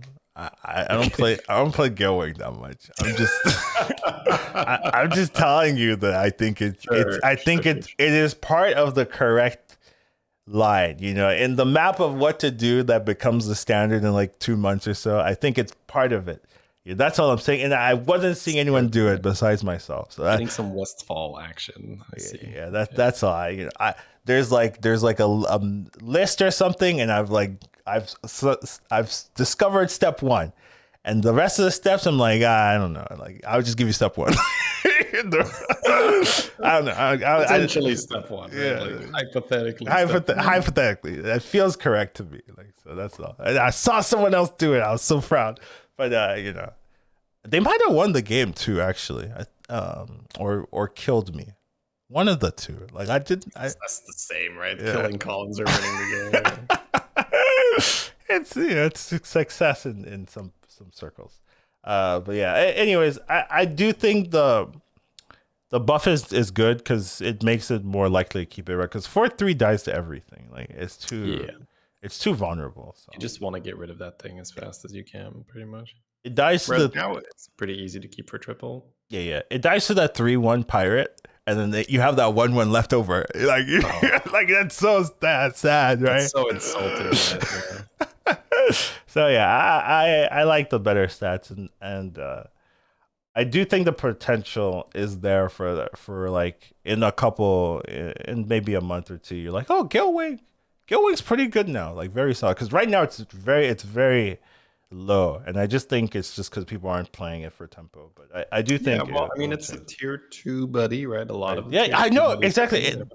The if you look at it like baseline, it's got everything. It's a good hero power, good buddy, like you know, and it's tier 2. Like why isn't it strong? Like I don't know. Like people are just killing themselves or something. I don't know.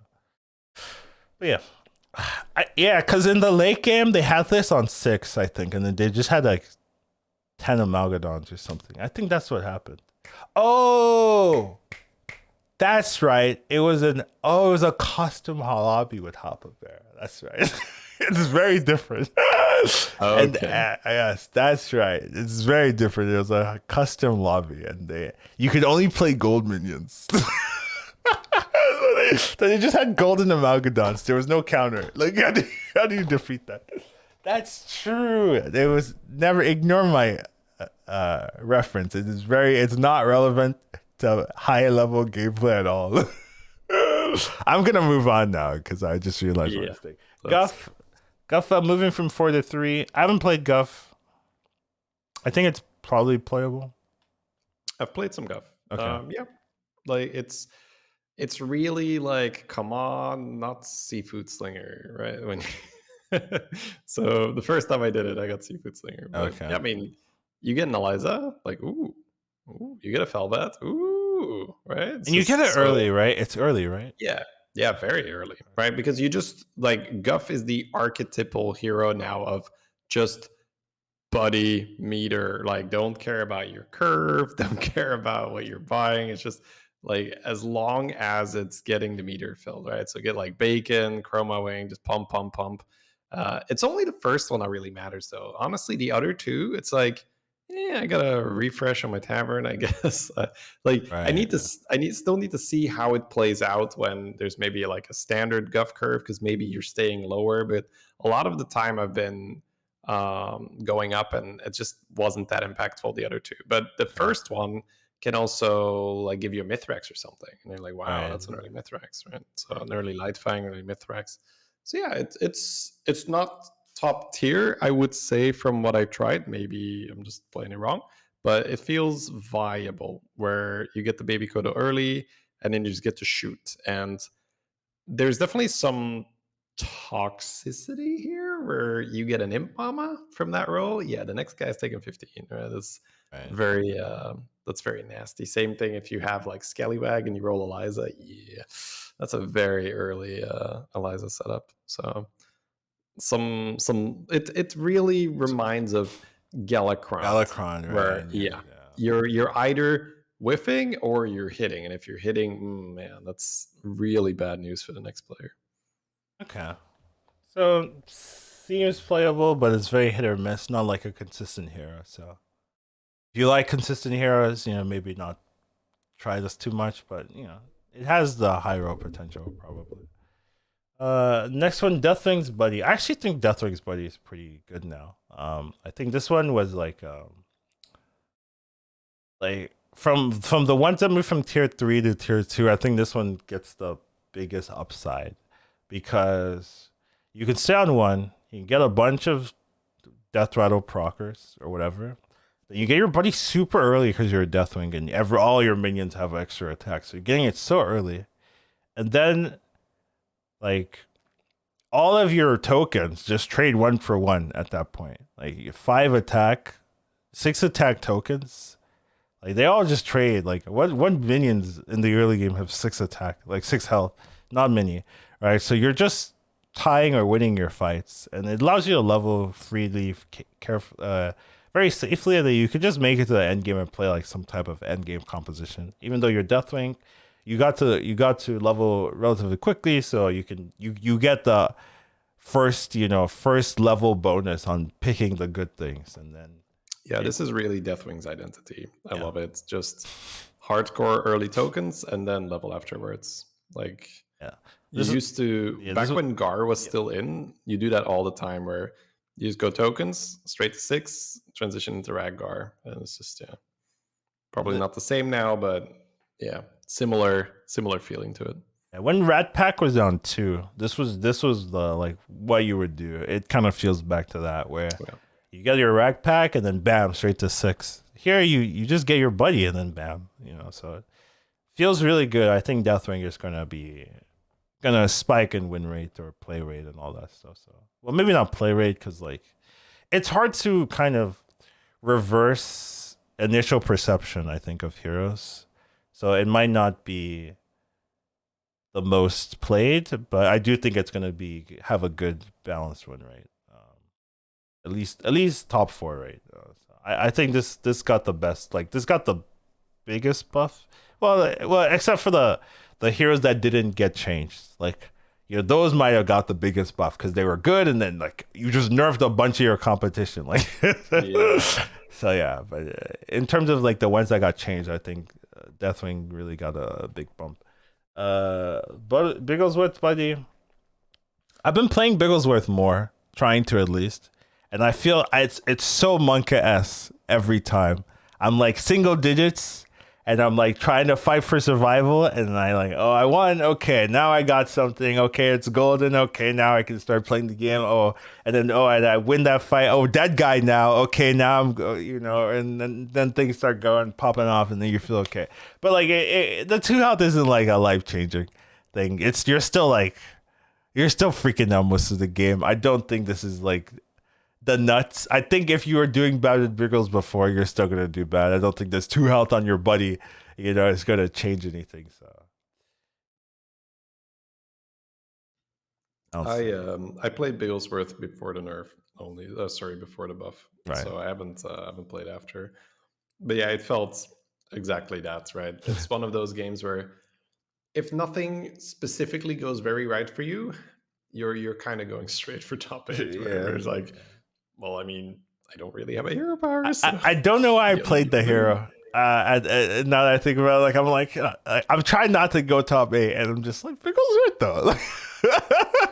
Like I'm trying not to go Bigglesworth though. It's like no, I will die a lot of the times. I didn't, fortunately, but it was like turn 4, and I'm thinking to myself, why did I play this hero? Like, what am I doing? Like, it's so easy to die. Like I'm just like I'm already like about to toss the game out the window. But I don't know if the health will do much. I do think that the stat line before was really weird. Like 5-2 is so weak, right? So Yeah, I really felt like, ugh, it's the same thing, right? You get value traded by a pup bot. You're like, ooh, come on. Yeah. This may be just what it should have been already. Like it should have already started. That's what it feels like, yeah. But maybe they were concerned of it being too strong, or I don't know. Like maybe Cat on average performs better lower MMR because Probably right. I don't know, right? So you don't take as much advantage of your hero powers and stuff like that. Yeah, that makes sense. Elise moving from Tavern 3 to Tavern 2, but loses 1 health. I actually haven't played Elise yet, but I've seen a lot of people play Elise. And it feels okay, but it also feels like you're still playing Elise, right? Like you still have to do stuff. Yeah. Yeah, I played it and I won my game, but here comes the but. The only reason I won is so the curve was actually quite nice that I had. I was able to push to tier 4 on 7 gold. And what happened then on 8 gold is that I had 4 maps in my hand and they all got discounted to 2. So I was like, map, which was quite fun. So it was a big power spike. I was able to discover. I think I watched someone else do the same thing. Actually, no, I think I watched someone else play and do the exact same thing. Yeah, and I think that's probably the curve. So the problem with that curve is you still need your buddy. Yeah. So you need to be able to hit your buddy by the time you are on 7 gold, because then on 8 gold you will get the tier 4 maps reduced. Right. So that's a lot of the time that's basically chromoing. Right, if you can't get chromoing bacon, you can't level that aggressively and still get your buddy. I think I need to do, because we don't really have the math. So you're Jeeved it essentially. Yeah, Jeeve to 4. Okay. Jeeve to 4. Okay. So Jeeve to 4, and then. But you need your buddy with that too. Okay. Yeah, you get you need the buddy at the end, right? At the end of the 7 goal turn.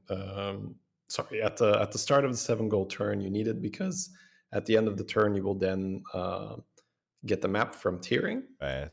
And you'll get a map at the start of the turn, which will also get reduced by the navigator. And that meant that I was pulling 2 4-drops, a 3-drop, and a 2-drop on that turn. Which not necessarily don't have to open that last map, the 2-drop. You can also sell something off your board and buy something, right? And I just went light spawn that game. I pulled a light spawn from my tier 4 map. Makes sense. Then I rolled into another light spawn after, and was like, okay. And I just got a light spawn Fiesta going. So it feels like it's going to be a tier 4 centered strategy. So if tier 4 is bad, let's say you don't have light spawn, you don't have mechs, then so mech Quobors and then elementals. Yeah, that's kind of what it feels like right now. I can't say off the one game that it's like, oh, I'm an Elise fan now, right? Like it felt fun, but a lot of my maps at the start was like garbage, more garbage. It's like basically the only thing I got from the maps was a light spawn. So I guess that's if I had opened light. That's all you need. Yeah, okay, that's all you need. Yeah, if I had opened light spawn plus ring matron, for instance, like I would have been like, oh, at least it's a house now, man. At least it's so good. So that definitely warped my perception a bit. I essentially got offered 3 Tarragosas. So like I should have maybe taken a Tarragosa. All right, so whatever. Elise feels better and feels fun, but still playing Elise. So you're probably not going to be shooting for like a tier 6 strategy. Very interesting. I haven't played Elise, so yeah, pretty cool. Arana Starseeker moving from Tavern 3 to Tavern 3 to Tavern 2, and you losing 1 attack. I don't think the 1 attack matters, but no. I've seen some Aranas. They're still playing like Party Elemental, like Party Rock. Like I don't think they care. They still just play the same Arana stuff. But maybe it's more interesting and there's more stuff to do. But I haven't played Arana. I really okay. Like, see, we hit the shit pile, right? Like, Collins is like, I don't play Elise, I don't play Arana, and because I'm at like what 9 point something MMR now. I get to be like, you know what? I'm gonna play Elise. I'm gonna play Arana. Let's have some fun. It's not like I'm gonna lose rank 1. So I played Arana and felt very good. Like, but it's the same thing as before. You don't want to play it with Murlocs in, preferably you want Beasts out. And you want elementals in, of course. So it's So one you of are those playing Party Rock. Yeah, you're playing Party Rock. Okay, yes, okay. I was just wondering. Yeah. Of course. Yes. But you're APMing like crazy, right? Like Right, yeah. when this thing hits golden, you are Oh, probably not is it finishing your 2 turn. refreshes? Yeah. Oh, okay. So you're going like you're buying Sallys already, and just imagine, right? Every Sally is like buy a Sally, buy a Sally. Okay.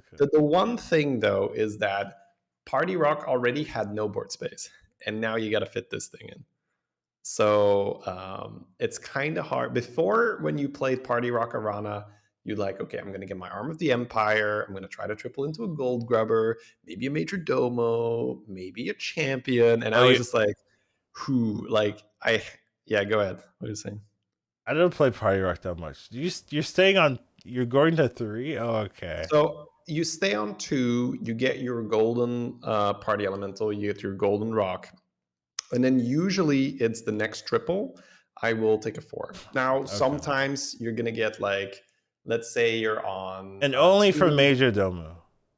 Yeah, well, you go for Major Domo, but Gold Grubber is nice. So essentially, whenever you're playing Party Rock, you want to increase the number of threats you have. I think when you are a newer player to Party Rock, you end up with 2 threats, and that's your Molten Rocks, and you have nothing else. And then someone gets 2 spores, and you lose the game.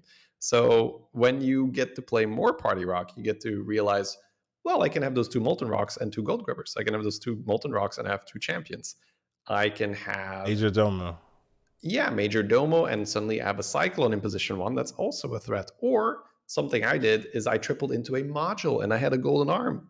That's also a threat, right? You just make more threats. Make it so that it's not just your 2 Molten Rocks that are the only units on your board, And then, of course, in the late game, get your Ghoul, get your Selfless, do your thing. And it's pretty good. Like, if people can't poison out without sporing, then Ghoul is a very good defense against that. And you're you have a lot of stats on those Molten Rocks. Cool. All right, I like to hear it. This is why we do these podcasts, because I wouldn't be doing this.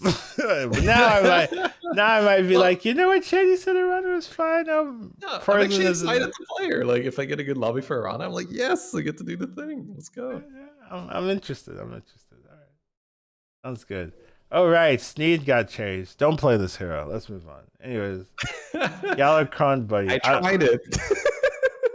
So I tried Sneed just because I was like, it's got to summon 4 drops if I copy it from a 4 drop, right? It doesn't. It summons 2 drops. I'm like, it's so bad. No, why is it a thing? So and it doesn't stack, I think. No, right? Well, what do you mean it doesn't stack? Let's say you keep this on your board and you golden and you copy something else. I don't think you really. It doesn't add it, right? Like, you don't add. Oh, right, because it says copy. Yeah, you're right. You're right. Yeah, so I thought it would. So it just gets wrecked by the wording. Yeah. Okay. Like, if it said add a friendly minions death relic, then it's like, oh.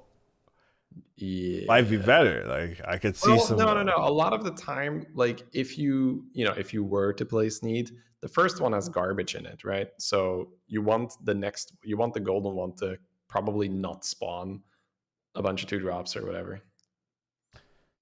Fine. Yeah. Anyways, Sneed, don't like the hero. Never liked her. However, getting it from a Master Win, pretty good. I've had that situation. How was it? I was playing Master Win and I stole somebody to change my hero power. Was I playing Panda or something? I don't know. And I mean, was I playing against a Yogg? Maybe. I don't know. I stole something. I switched my hero power into this hero power. We went to a poison scam, but I had the Sneed hero power. So it's just you stole a Ticketus thing, and then you discovered the prize to change your hero power, I guess. I think I stole Yogg's buddy or something. I don't remember. Does Yogg change your hero power now? Yeah, Yogg gave me the Ticketus prize. Sorry, it's convoluted. I agree. Yes, okay, I get you. Yeah, and then I got the Sneed hero power, and I was like, oh, okay, yeah, exactly. Easy. Copium. Just consistent Copia, bro. Yeah. Okay, let's move on. Gallicron moving from tier 3 to tier 2, and it's losing +2/2 in stats, which is fine because if you kept that stats for Gallicron, that's nuts. So yeah, I played Gallicron today. I felt super strong, and then I got so cheesed. I had like double what's it called? Double shooter minions, Franks, double Frank, and a full revenge comp. And then I even added a juggler because I like void lords and stuff like that. And I added a juggler, and I fought this guy with like Eliza, and the other pirate that buffs to attack, right? So I was like attacking, and then he had the golden 3/5. I don't remember the name of that card. The one that attacks after it gets hit. So my 1/1s would go into that, and then they would attack and gain 3 health, right? Kill something. The Yoho would just heal. Yeah. Hey, so I couldn't kill the Yoho. Like I was like, so I couldn't kill a single minion because everything else was scaling too, right? Because of the Eliza, and I couldn't kill the stupid Yoho. And I took like 26 damage. I was like at 30. I think I was like 30 something, 38 or something. I took 26, right? And then I took another loss, and I got 7th or something. I was just like, oh my god, like I was like, no, it's so stupid. But yeah, I left a salty wound in my mouth. But I think Gallicron is okay. But yeah, that game was so sad. But yeah, Gallicron. So did you start hero powering, or did you level and then hero power? I hero powered, and then I got the tank. I was so strong. I got first tank, and I used the buddy, and then I got another tank. Right, so I was like double tank super early in the game. And I was super healthy, but then Eliza's OP here in my matchup. Right, I was like ruined my game. I was so sad.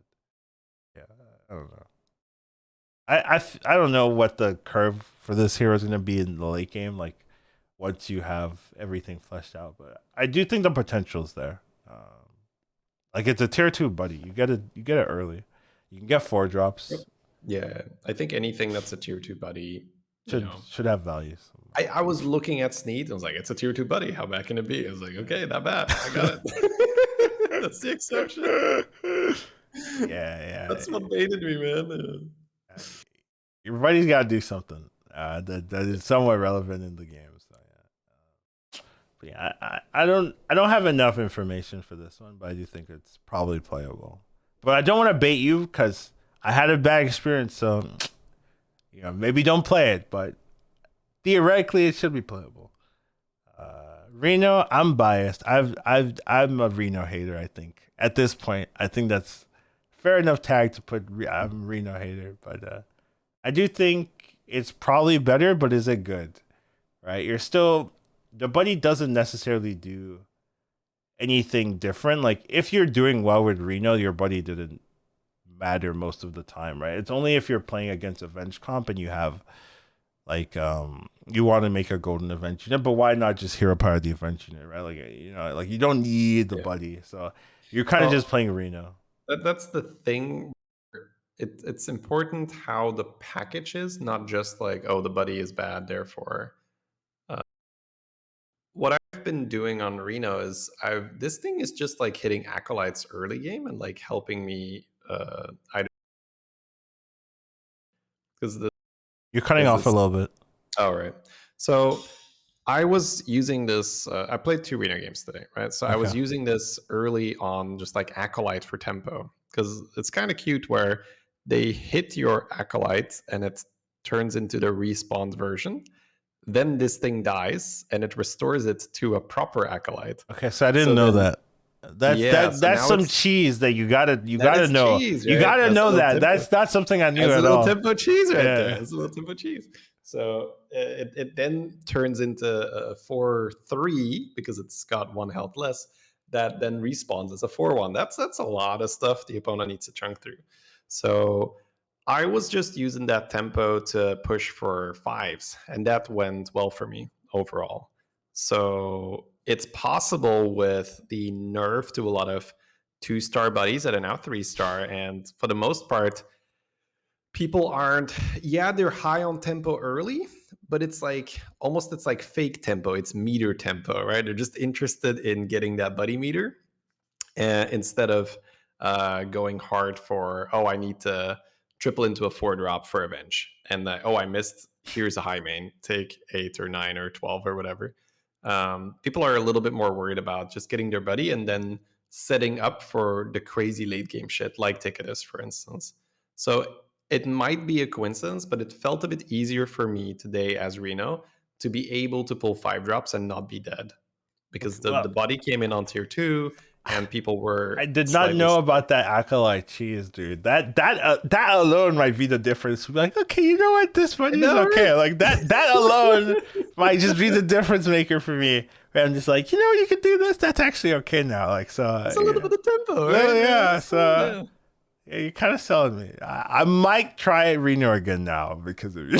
Well, do it on an alt account first, please. I don't want to have that on my conscience. I have to get top shady. Still Reno. I'm a Reno appreciator, right? I like playing Reno. So, so what's the verdict then?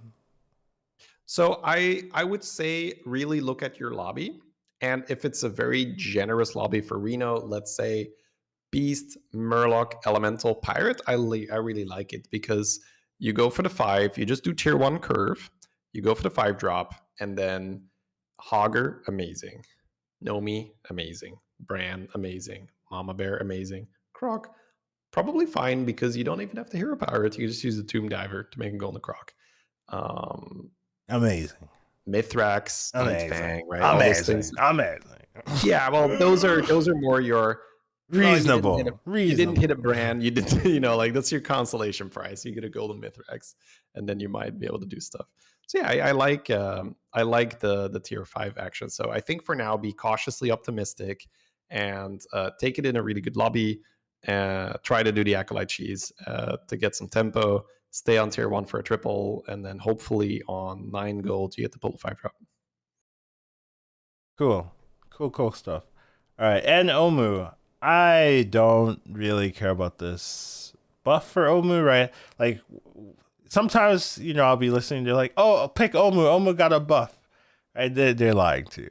This is not really a buff, right? You're getting it at the same time. It does the same effect, right? Maybe your minion's dying slightly less, but you're still a tier 4 buddy. I haven't really played Omu. I don't think I've played Omu. Right. Well, I think we're here very complimentary then, because there was a lot of stuff. I'm like, I haven't played at Collins, but I've played a few Omu games. Okay. Most of my Omu games be going well. They're going well. But you see, I feel like it's just a shady thing. I'm playing every hero. It's just how I every hero is going leveling, well. Right? So I love leveling. So I've had a game as well where I've had 2 Botany on tier 6 farming, and I'm just like, 6 jobs, yes. Where I had a good enough game with a Golden Weaver so that I made it to tier 6. The thing procced, I got 2 more, and I was able to end my turn with 2 Botany on the board, and I got 2 more 6 drops. So it was like, yeah, that's pretty good. So I'd say if you were very comfortable with Omu before the buddy meta, once again, cautiously optimistic. I'm not going to sit here and say Omu's top tier or even to say he's very playable, but Omu's been decent for me.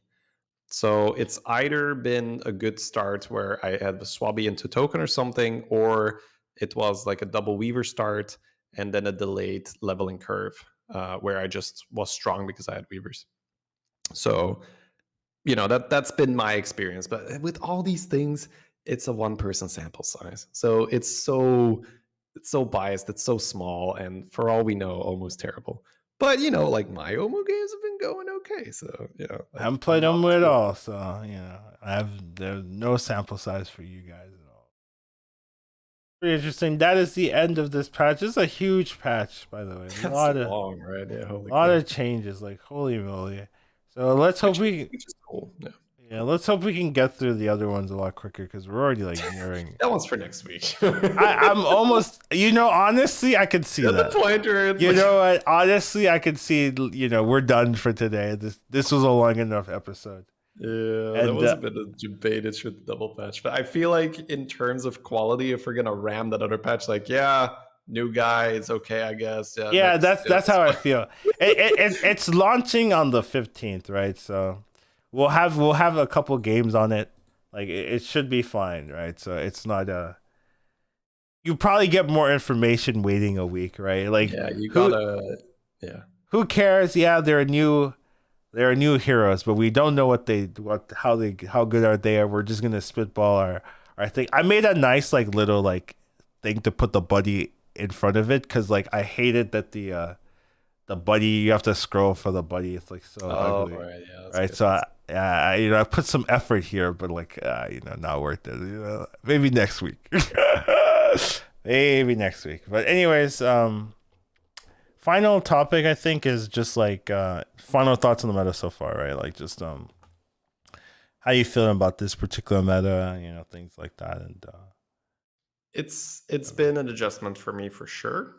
I always try to fight my own bias because I'm, like it's very easy to do well and say, "Oh, this meta is perfect. It rewards skill." I mean, obviously, I'm doing really well, and it's fine, and it's really, And then when you're not doing so well, you're like, "This is an RNG, no yeah, skill I meta. Like, what the hell is this?" Yeah. people always ask me, "Oh, what do you think about the meta?" And I'm always like, I'm so biased. Like, don't ask me. I'm biased. If I'm Like, doing I'm literally well, rank 1 now. exactly. I'm literally rank 1. Like, why are you asking if I care? Like, I'm gonna love it. I'm doing really well, obviously. So it's like it's hard for me to separate those 2 points in my head, right? If I'm doing well, I'm gonna like the meta. If I'm not gonna like the meta. Like, it's that simple. Right, but besides that, right, I do think the meta is interesting, right? Like, I definitely like playing. I also like watching, right? I've been watching more players play, right? Even if like I'm not necessarily like watching to learn, right? But just like seeing their strategies and what they want to do, right? Even if it's like I do something different, but it's like I'm not gonna like start hammering them. Oh, do this! Like, I hate it when people do that. I don't like it. But generally, or why not X? Question mark. Question mark. Question mark. Question. I was watching Victor, and he was like, Victor and RDU's chats, man, they're so mean. Like, I like those two in particular. Every time I watch them, I'm like, guys, what are you doing? Why don't you want them to stream? Why are you saying these things? Like, I want them to go offline. Yeah, I just don't get it, But yeah, they have the most critical folks, Maybe it's just how they've grown their channels or whatever. But like, it's like, but generally, I've just been having fun playing, enjoying it. There's definitely been some complaints with buddies, and I do think they're not balanced, and hero balance is really bad still. Like, it's slightly better because there's a lot of BS heroes. So when you get when you have everyone has one, it's like, okay, we all have a chance, right? We just have to get our BS early. But they've kind of toned that down, and now there's like some standout BS, like Gallywix, ticket this sometimes. Scabs, I've seen some stupid scabs and test stuff too. Like, it's like like, what is this nonsense? Barov has been untouched.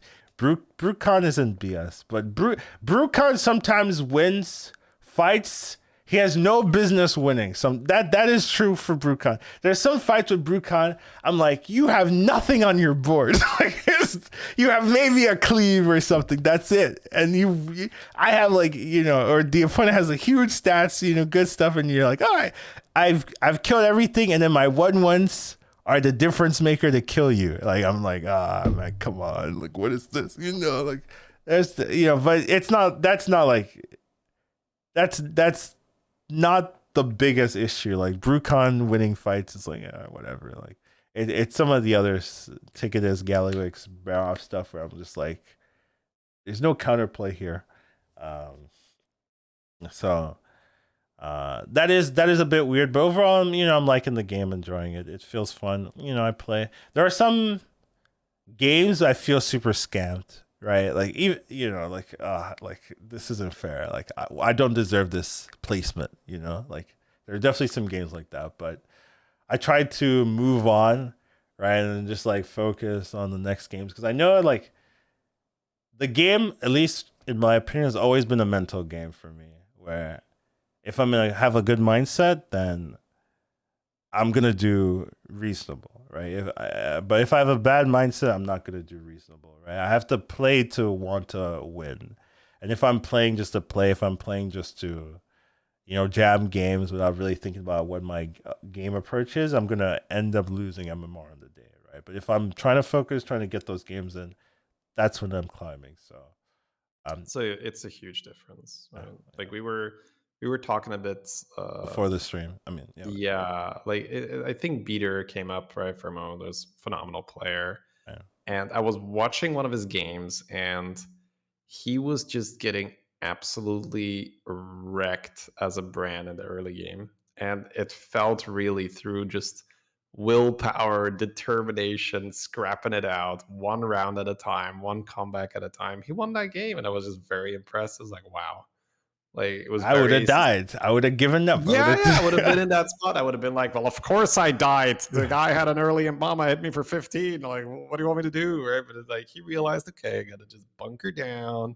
Like, I think what he did something very specific where he just played brand deflecto and just like made a big deflecto and just kept investing in that deflecto. And eventually he was able to just add some poison and stuff. And then, you have like a big deflecto with poison, and that's something that can win a game. So it was very cool to see. I think that's a really good example is if you're in that mindset of I will squeeze the juice out of every game instead of I got unlucky. It's normal that I lose here. That's the difference between being able to climb or not. The real difference, like, with climbing or not, is to not lose. Like Yeah. not bottom four. I think if you really want to climb, just don't bottom four. Like if you can like get top for every game, and you're confident, there'll be games where you'll win, right? Like you'll be the dominating force in the lobby. But if you can mitigate those downsides where like maybe your hero selection's bad or maybe those shops are bad, but you still have like that 1-2 important decision turns where you can like salvage it. Like if you can be consistent on those games, then I think that's the real key. Like you don't have to be winning every. You can have an entire session undone by one top 8. Oh god, dude, that's the worst. Oh, I hate. Yeah. I try not to use the word hate too much, but like top 8, I strongly dislike getting top 8 because it's so, everything is wrong about it. You lose all your progress. It tilts you. You've got 4 hours, right? 4 hours of scrapping gone for like one top 8. There's some like RNG not going your way most of the time, right? Like like even in hero selection, and then you have to do it again, right? And you're like, oh, I have to try to win again, but you're already feeling like, man, I just got top 8. It's like, it's so bad. I do not like it. It's so punishing, right? Even top 7, like the difference is like, it's almost like you need to get another second place, right? Like to make up the difference between 7th and 8th, right? Like you have to go get a 7th to make that up. It's like Jesus. I mean, you have to go get a second to make that up. So it's so rough. It's so painful. I sometimes like people put scores in their streams, like.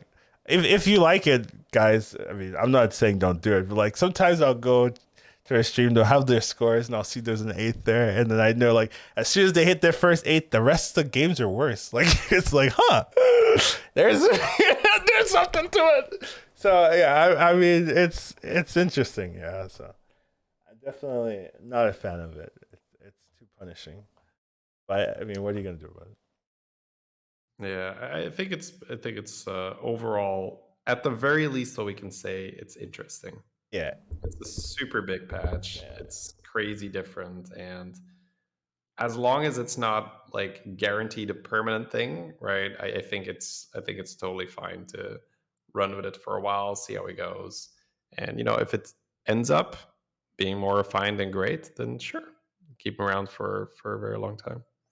Yeah, the mechanic is cool. I don't know if I've mentioned that, but like the buddy mechanic was very cool, and I do appreciate the effort that went to it. Right, you have to create 75 new mechanics and buddies. Right, there's definitely some misses, but there's also some really cool hits. Right, that's really fun when you change how you play the hero and whatnot, and especially the ones that weren't being played before.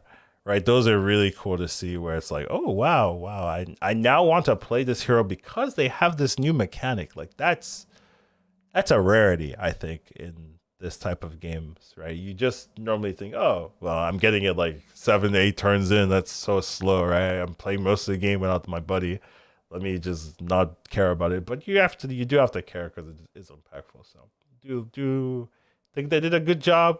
Obviously, balance wise leaves some to be desired, right? But I think that's so hard to get right. Like you give this to me and say balance it, I'm just like, I'm gonna take a break. let me get something to drink first. Yeah, now let's take a look at this. So yeah, I do think they did an overall good job. For sure. Edge cases here or there. All right, Collins, let's wrap it up. Yep. All right. That's true. So thank you guys for joining us here. We're the finals. Thank you, Shady, for joining me today. Always a pleasure. It was great episode. I loved it. It was a lot to talk about, and overall, like a good patch to digest for sure. I didn't think it'd be so much to talk about, but then I didn't realize how big that patch was. Like, I completely agree. Yeah. I think that'd be like, oh, there was some nerfs. Basically, like Illidan got nerfed and some other guys, I guess, right? And then you go down the list, you're like, that's a lot of cards. That's a lot of cards. So yeah. They still don't even have armor yet, right? Yes. That's going to be a big moment as well, where you get those heroes that are now on the edge. Hopefully they get pushed into viability when they get an extra 10 health or so. Well, I don't know if they're gonna do 10 health, right? And and the biggest issue for armor is armor really only helps the heroes with good late game. But I feel like all the good late game heroes are already kind of viable right now, right? Like Tasman, what are you doing? Like AFK, like no, I think AFK that was so AFK. Well, anyways, we don't need to go in depth anymore. But AFK was one of the heroes that I actually enjoyed playing with armor in the previous patch, and it's a hero that I would never consider playing last patch. But now you can play it already. Yeah, sure. I will try. Like, does AFK even need armor? Like, and it's a weird thing to ask, right? It's an example to just throw out. I'm sure there's going to be a couple of heroes. I'm just saying, like a lot of the late game heroes are doing fine. It's the like weird mid game heroes that don't really have that clear direction. Sure, but more health just improves your placement. Right. Okay. Sure. Like you get a bad, but it's a soulless way. But you're right. You're right. Like that's not the way. You can't just like improve from a 5 to a 3 just because you survived the other guy. That's awful. Right? I don't want keep your stinking points. I don't want them like that. I want double Cali on all my games. Like I don't want to just survive to win. Like I want to kill him. But it's fine. That's so cool. You're fair. Anyways, thank you guys. You can reach us where you're reaching us. Educatedcollins and Shady Buddy, Twitter, YouTube, You still have the Shady tournament going on the 20th. So if you guys want to join that specific tournament in Shady's chat, and we'll see you guys tomorrow. I have stuff to do today, so I can't. Well, I could stream, but I don't want to. So blah blah blah. It's my choice, anyways. Thank you guys for being here. Hope you guys are doing great. See you guys tomorrow. Blah, blah, blah. Bye-bye. See you.